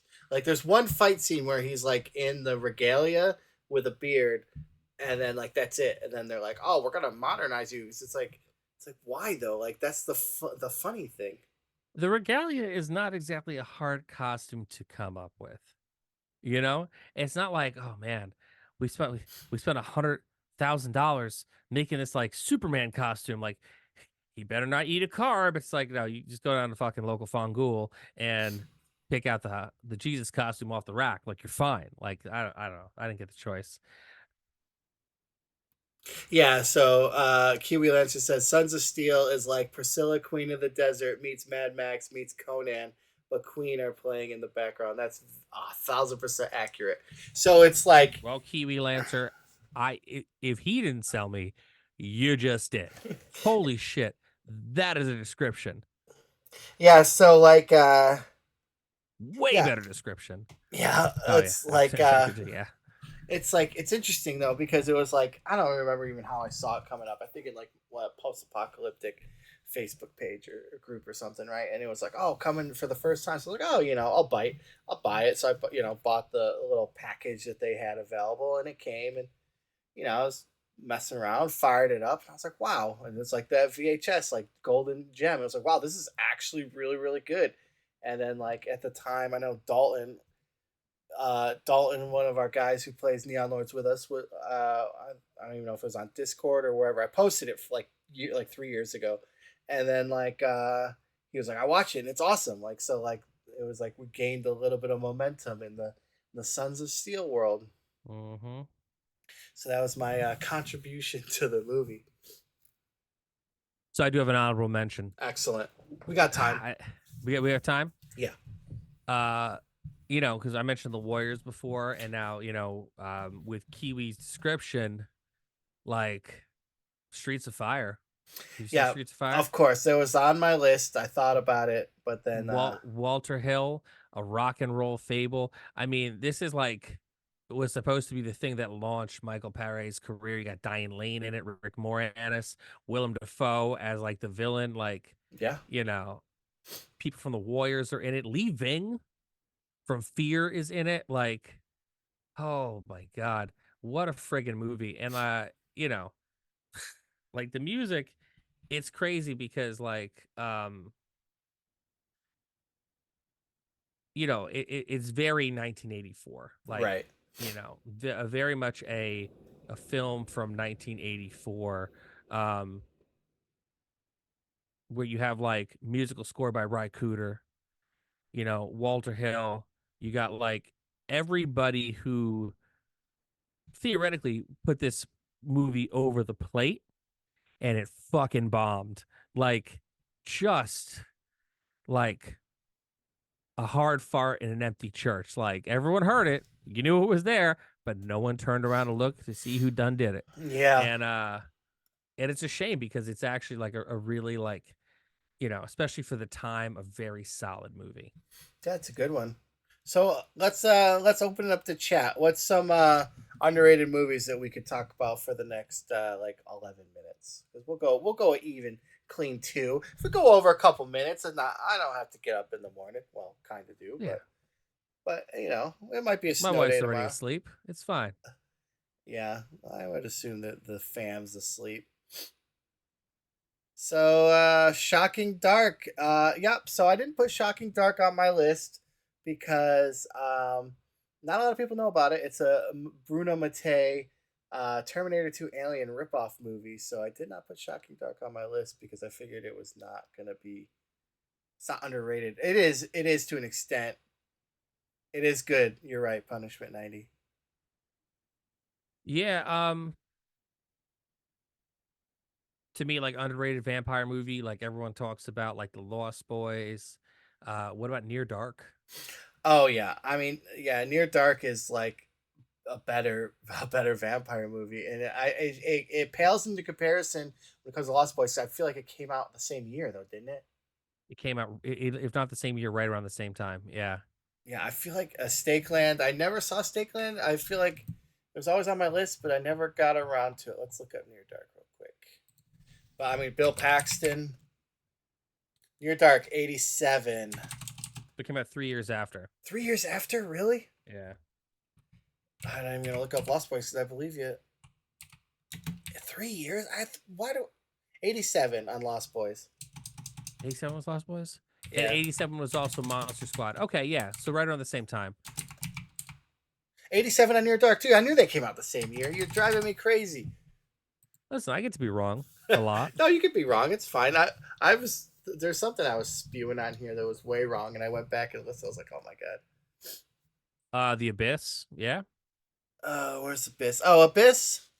That's the one underwater. It's aliens underwater, right? Aliens underwater, yeah. Not a huge fan of that movie. I feel like it's like I can see why it's underrated though. Abyss is like, doesn't it have like the T2 like the water creature CGI thing too, right? Yeah, I feel like it was early enough that the CGI was still like.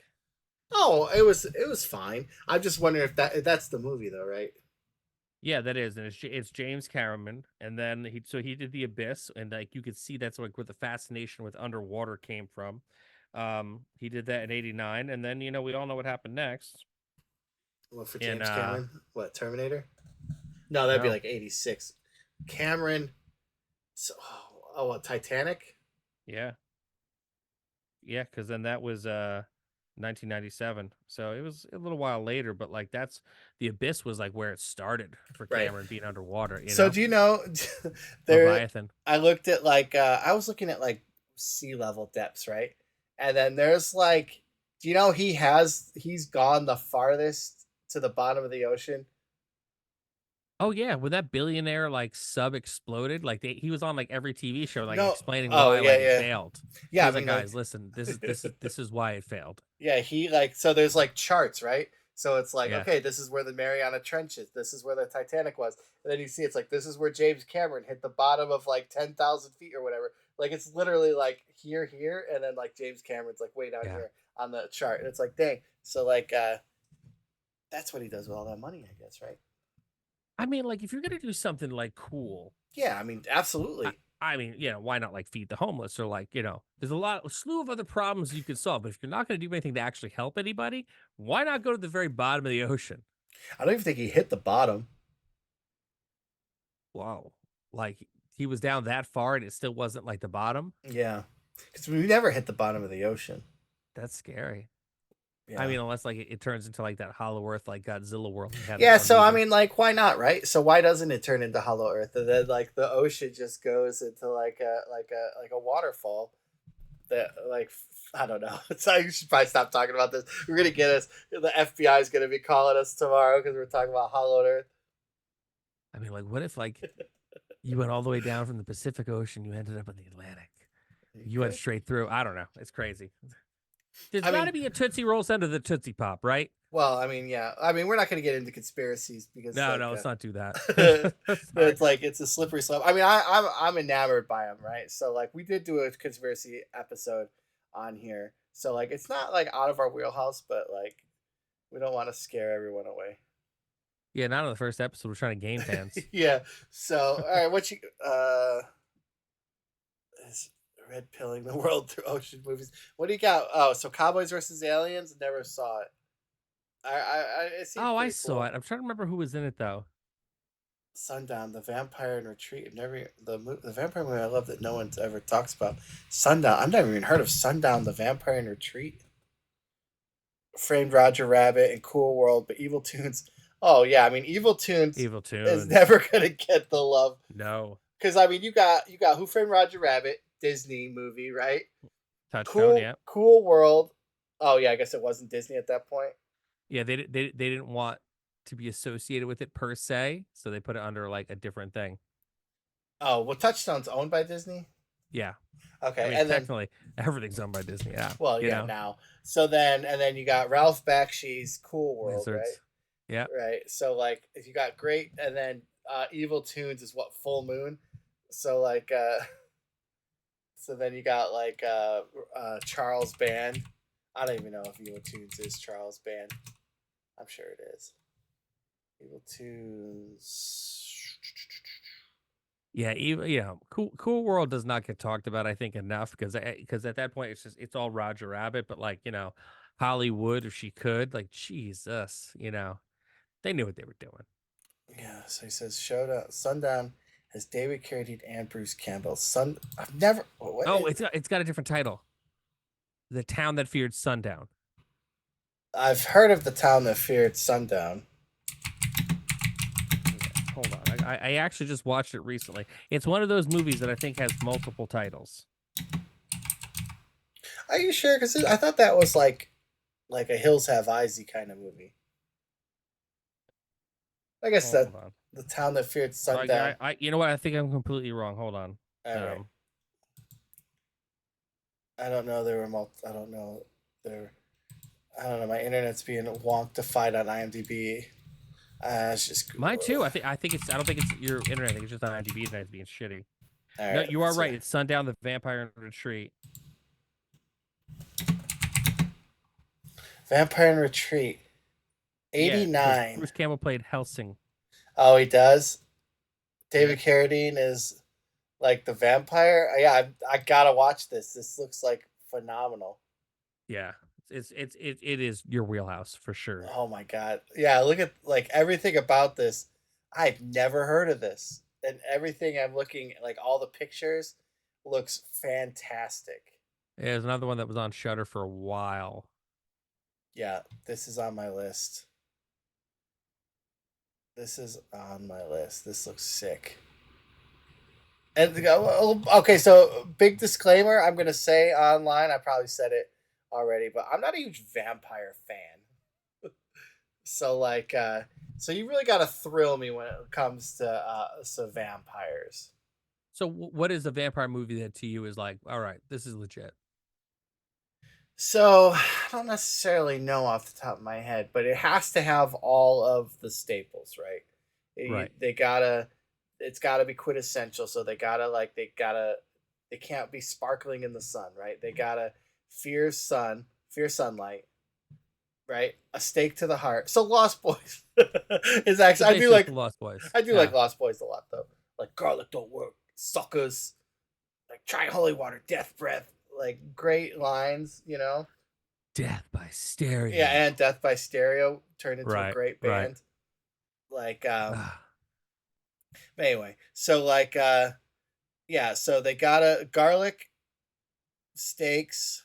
Sunlight. Yeah, Fright Night is a great one. I love Fright Night. One of my favorites. Salem's Lot too, right? So like I do Salem's like Lot's great too. Right. 2 t-shirts that I have that I got too fat for. Go on.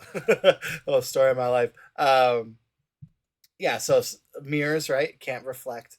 Got to be invited into a house. Like it has to follow every quintessential vampire trope that I'm in.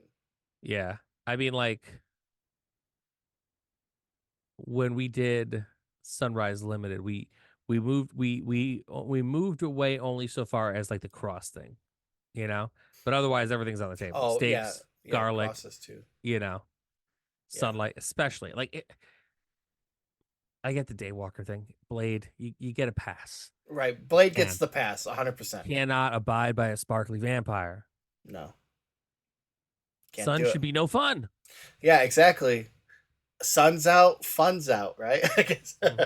But yeah, but I'm a monster purist when it comes to that. So every monster has to follow the tropes for me to like it too. Fair play. So like zombies too, right? So like I don't like movies where the zombies talk and have Like I like a little brains, like Return of the Living Dead style, where they do like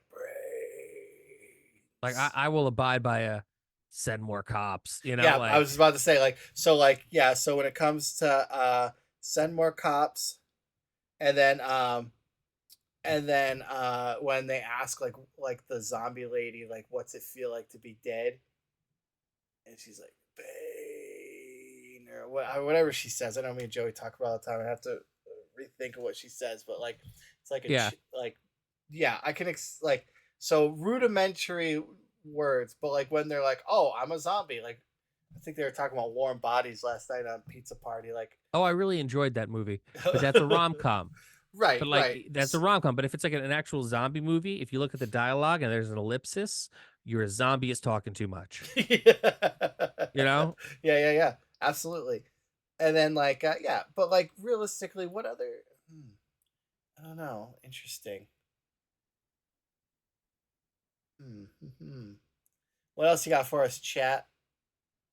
Some other underrated movies that uh let's think about it here. Some more underrateds. I wasn't gonna do any Jim Wynorski movies because we had him on here. I feel like that's like wearing the band shirt to the show.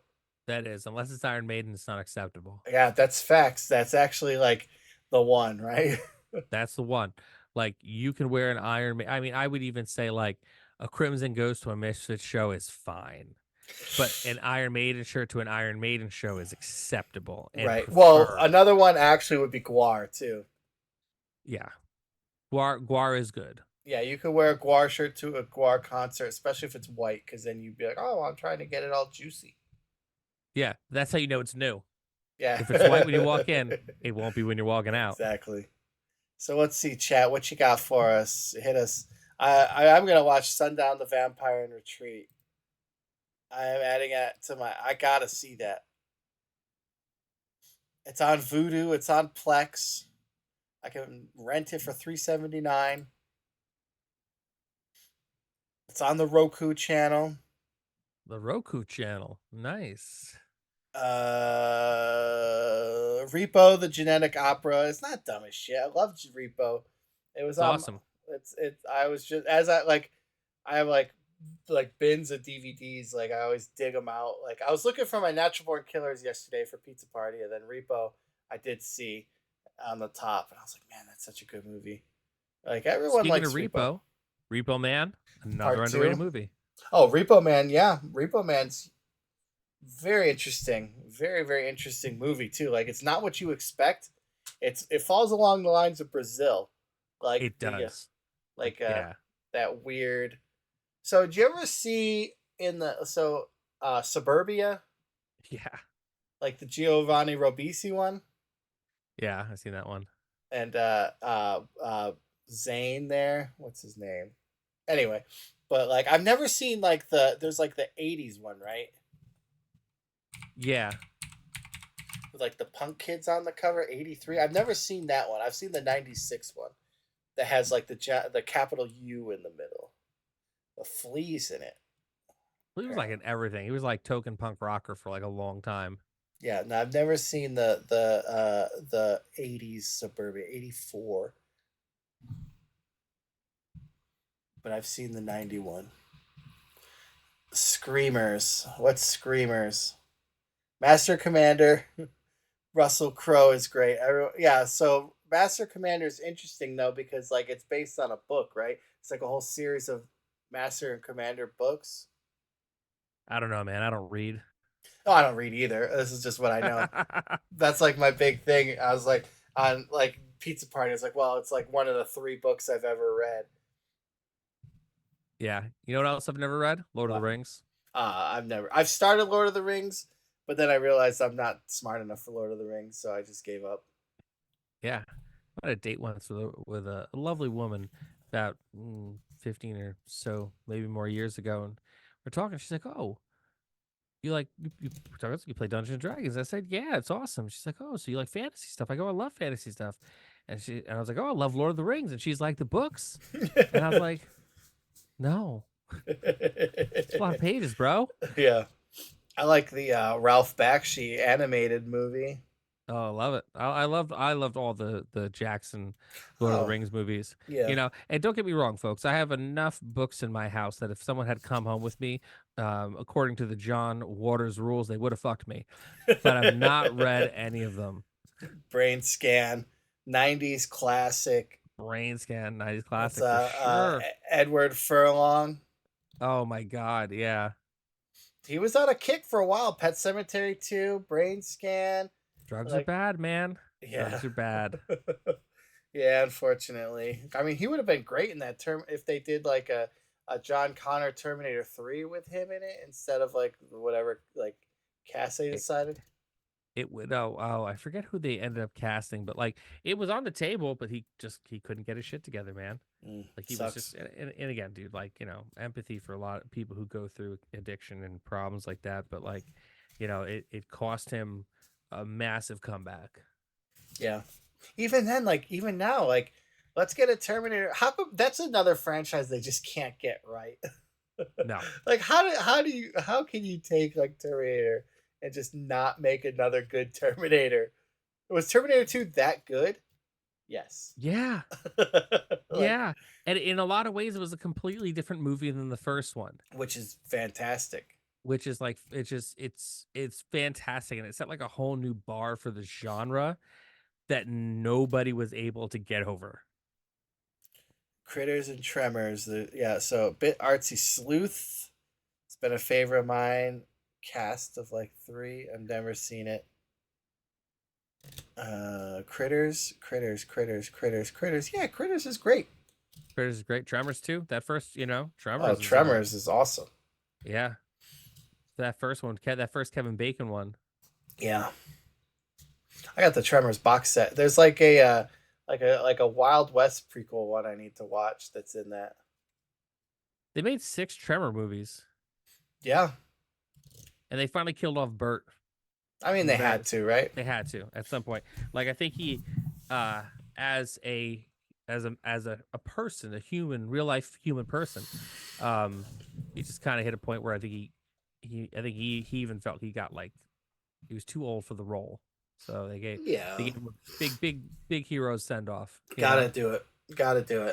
You know, and the character had run its course, and you know, any kind of stunts is gonna be tough on a dude who's like that age. Oh, absolutely. I mean, let's be honest here.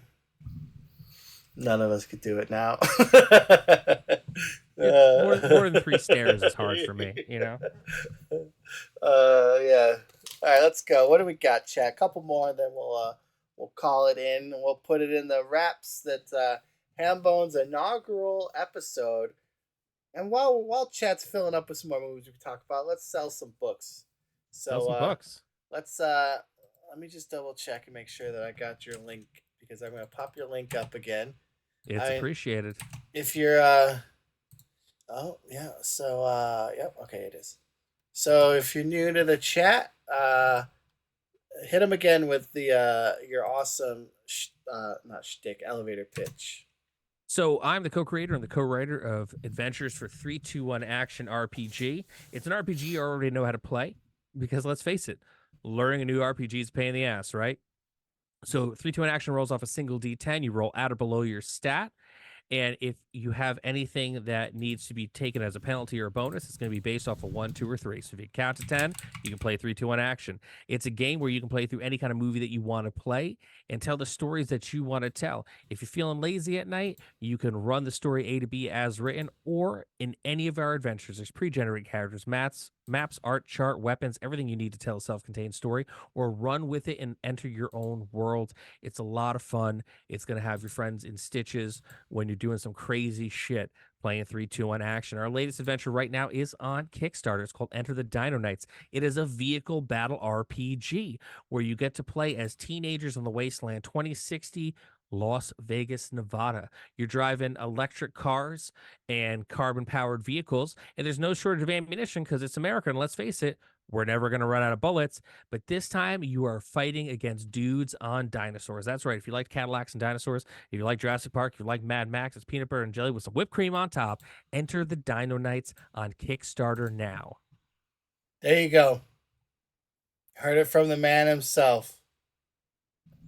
It's a good one. Yeah, It's a good pitch, right? That's yeah. I mean, all right. I'm gonna be honest right now. I tabled next to this man last month, and he utterly kills it with the pitch.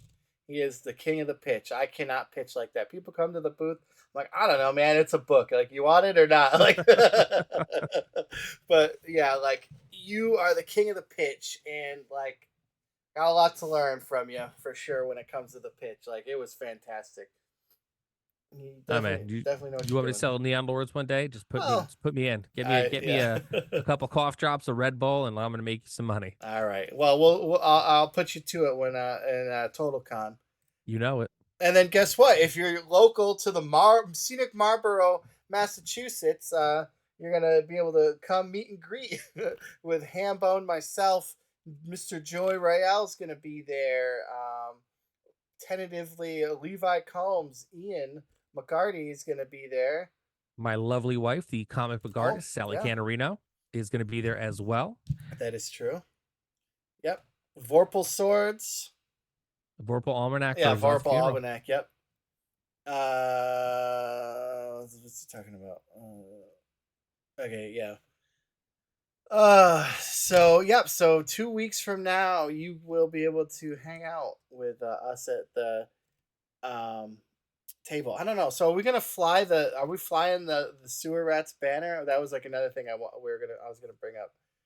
Like, are we flying under the sewer rats banner? Or are we just gonna throw our stuff on a table?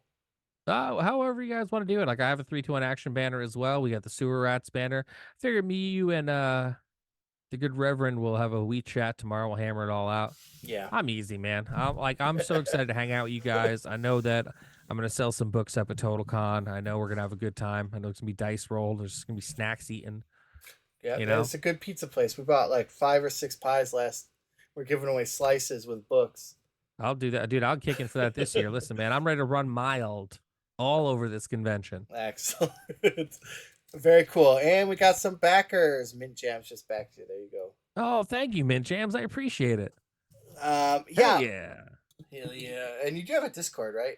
Other than the vintage RPGs? Yeah, I have my own 3-2-1 action RPG Discord.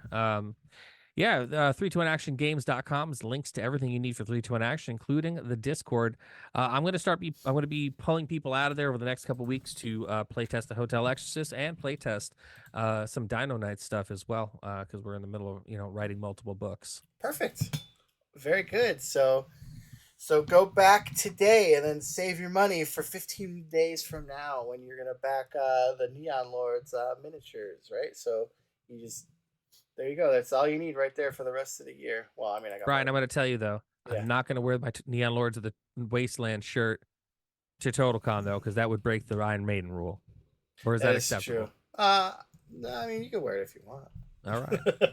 I have to unfortunately start wearing Goodman Games shirts, so I got a whole stack of shirts that I picked up when I was down there. The warehouse. They have cool artwork on them, like by no. Kovacs? No, it's just like it's just the Chaos Lord like outline head, and on the back it just says I'm with. That's cool. I'm with the van. No, I mean it's still cool, but it's not dope T-shirt. The Chaos Lord rules. It's not like a Doug Kovacs shirt. It's very simple, which is fine. So I gotta wear loud shorts now instead. That's it, man. Yeah. That's it. Gotta let it breathe. Company man, you gotta do what the man says. No big deal. Yeah. But yeah, so on my end, we do have in 15 days or ish, March 1st, the miniatures campaign will launch for the Neon Lords minis. I'll pop that. You can follow the page there. Day one backers will get a glow-in-the-dark Neon Lords ring, which is very cool. It's like cool. It's like the plastic, it like has the open end at the bottom, like one size fits most. Yeah, dude. Like those are great. Yeah, so that's because I like to do a day one backer like free swag, right? Because that's fun. So I was and the day one people are the real support, man, and I think that's it's appreciated. Yeah, it's like it's a thank you to the diehards that are going to be there day one. You get a free ring, glow in the dark too, because it's got to glow in the dark, and that was like a big thing because I had a huge meeting with the Strange Plastic is the company that's doing the cool. the mini making process, I guess. I don't know. And I said, well, I want a ring and it has to glow in the dark. And they're like, okay, yeah, I mean, we could do that. Yeah, we can do that. Sure. So I was like, yeah, excellent. So it's a lot of minis involved. There's going to be a ton of minis. I mean, it's like over 30 minis going to be available. That's wild. That's man. a 3-0. That's a lot of minis. It's a lot of That's minis. An army. Yeah.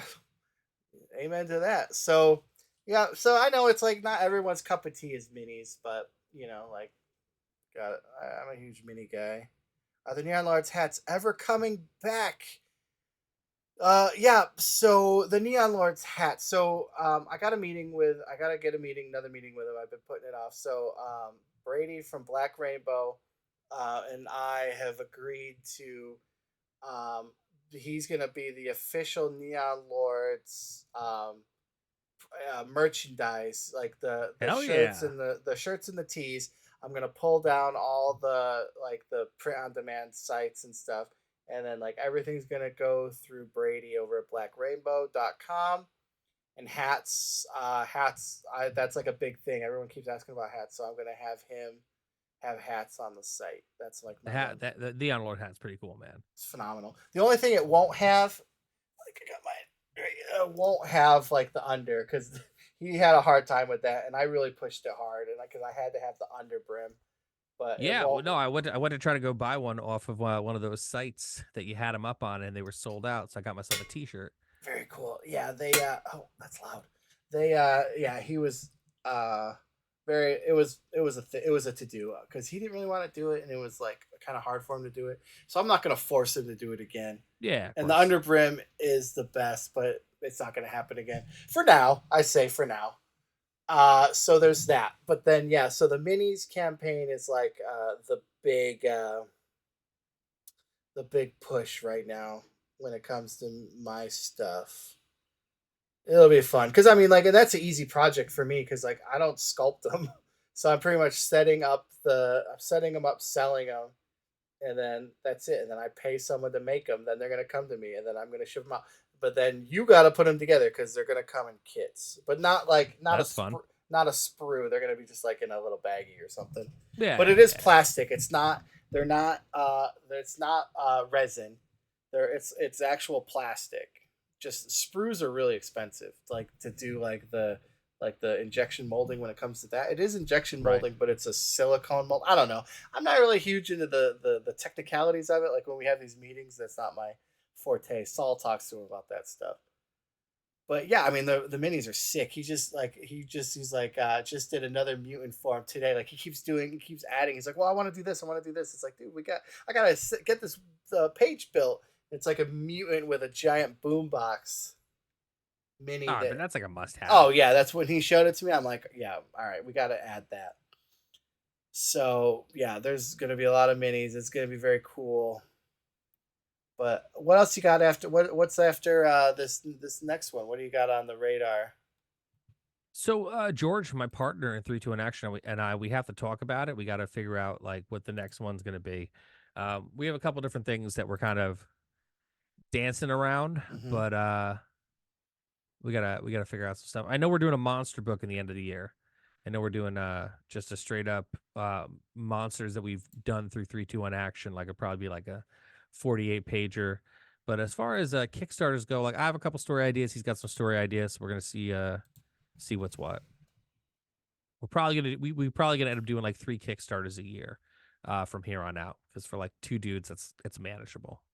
And then like a 4th book that'll be kind of like a light lift that we're not going to kickstart. Right. Very cool. That's awesome. Yeah, so I mean that's very cool. 3 is very manageable. Yeah, I mean, we end up fucking up and writing more than we should, and that's how, like, if you back the Sunrise Limited, you paid for a $15 zine and you ended up getting a $35 book because we're like, well, there's just 80 pages and we're just making a hardcover, so yeah, surprise, y'all got upgraded. Yep, that's exactly what's going on. These last 2 books I was supposed to have to the printer last month, but Rise of the Burp Warp was no, not Riders. Warp Shine Runners was supposed to be. They're both supposed to be 80 pages, but Warp Shine Runners is up to 120. It's like it's all done now. I put a cap on it and I finished it, but it was like I kept adding and adding and adding. So then it's like, I mean, and then like it's cool, but it adds to the time too, you know. So it's like, Yeah, the time, the cost. I mean, like, yeah, you don't think about that. yeah, I understand the concept of killing your darlings, and I get it. And the reason why we don't why we continue to include all this stuff is not because of ego. It's not because they're darlings. It's because we want to tell the best story possible, and we want to give the people who buy our books the best product possible. Yeah, exactly. More bang for the buck. 100%. That's like what we do. My biggest thing is, and I'm sure you live by this too, is like, would I buy it at that price? Exactly. Yeah. Exactly. And like, yeah, and if I feel comfortable, I'm like, yes, this is a product that I would purchase at this price point. Then boom, I'm good with it. And then in 5 days, Neon Lords goes essentially public, right? So you'll be able to buy it in Amazon and in Barnes and Noble. So supposedly, congrats, man! Congrats. Thank you. Hell yeah. The email said that we have I forgot the terminology, but it sounded like it's going to be on the floor at Barnes and Noble. Like you could walk. I will go to my local and see if I can find it. Yeah, I would appreciate that because like that's what like the email from Joseph kind of was like, we not like because we have floor space or something like that. So I was like, well, that's a weird thing to say. Like, how it was like a you know like a insider term or whatever. It's like I have no idea what you're talking about. If you see one in the wild, buy a copy, give it to your friend because the more you buy, the more that Barnes and Nobles will actually order. That's true. And then if you see one in the wild, take a picture of it and send it to me. There you go. Yeah, yeah. The inside reviewers. Yeah, there's 13 reviews up for a book that hasn't come out yet, technically, on Barnes and Noble. I appreciate that. But I mean, it's on Amazon too, so I don't know. I think Amazon, it has to be out for reviews. So, like, I'm waiting on those ones. I will tell you, though, I heard from a person I know, like, I see her around. A woman I know, she's a writer. It's like a legit, like, published by, like, major literary companies. Yeah, like writer, or like whatever they're called. Yeah, like Random House. Yeah, like there you go. Random House level writer, and I'm like, oh wow, that's so cool that like I was like, yeah, I always see you like taking pictures. You're like the Barnes Nobles in these bookstores, like you're signing all your books, and I was like, that's cool. They like to have you out there to sign your book. She's like, nah. She's like, I just go, and if I find my book, I autograph them because if they're autographed, like they can't send them back. Yeah, I think you were the one that was said I was telling you that, yeah. Yeah. And I was like, oh, that's clever. And I mean, for a fan, you're like, oh man, I got an autographed copy, and it's like. Yeah. For the writer's job insurance, Yeah. Yeah, I don't know like the return policy when it comes to like Diamond Publishing or Diamond Distribution, wherever we're going through. Yeah. I don't know. I'm like there's like a hierarchy. If there's a hierarchy when it comes to me on the distribution chain line, I'm like underneath the floorboards, right? Like I don't know like what's going on. And you're just happy to be at the party. No, yeah, I'm just happy to have enjoy the punch. Yeah, I'm just happy to be sitting at the kiddie table, right? Like, it's not my job to like know all the ins and outs. Like, I get emails, they send me purchase orders, and I send books. Yeah. Hey man, you know what happens? You're at the kiddie table. Get some scraps. You still eat. Yeah, you still eat. Absolutely, that's all that matters. But yeah, with that being said, I don't really have anything in the future when it comes to Neon Lords after. I mean, obviously I do, but nothing is set in stone yet, so there's nothing I really want to talk about after the... There might be, and I'm not remembering it. But anyway, with that being said, it's been 2 hours, 22 minutes on the session. I say we put a cap in it, right? We rested. I feel like we put a good dent in this one. I feel like it's a good time to go home. Yeah, we put a stake in the heart of Nosferatu, seal the coffin, and I don't know what they do at the end of a vampire movie. Like, thank God the sun comes up, right? Thank God the sun comes up, yeah. So, go to Disneyland. Yeah, I know we got a bunch of snow coming tonight. I'm sure you do as well. We got it coming over the next few days. I'm supposed to go to San Francisco. We'll see. Yeah, I know there's a bunch of adventures. I got a bunch of other books. There is a fanzine coming out. I don't remember the name of it. I'm bad with memory. Yeah, the neon future is looking bright. There's a lot on the docket, but nothing I want to talk about officially yet. I know I'm going to do a State of the Union fireside chat Neon Lord stream coming here soon, probably post Total Con now. So look out for that. Look for me at Hambone at Total Con, and doing this once a month, which we were just talking about. We may do twice a month, depending on if there's like people dig it. And I mean, we had a great chat. Great people in the chat. Thank you for participating. You'll hear from us soon. With that being said, thank you for listening in. Have a good night. Take care.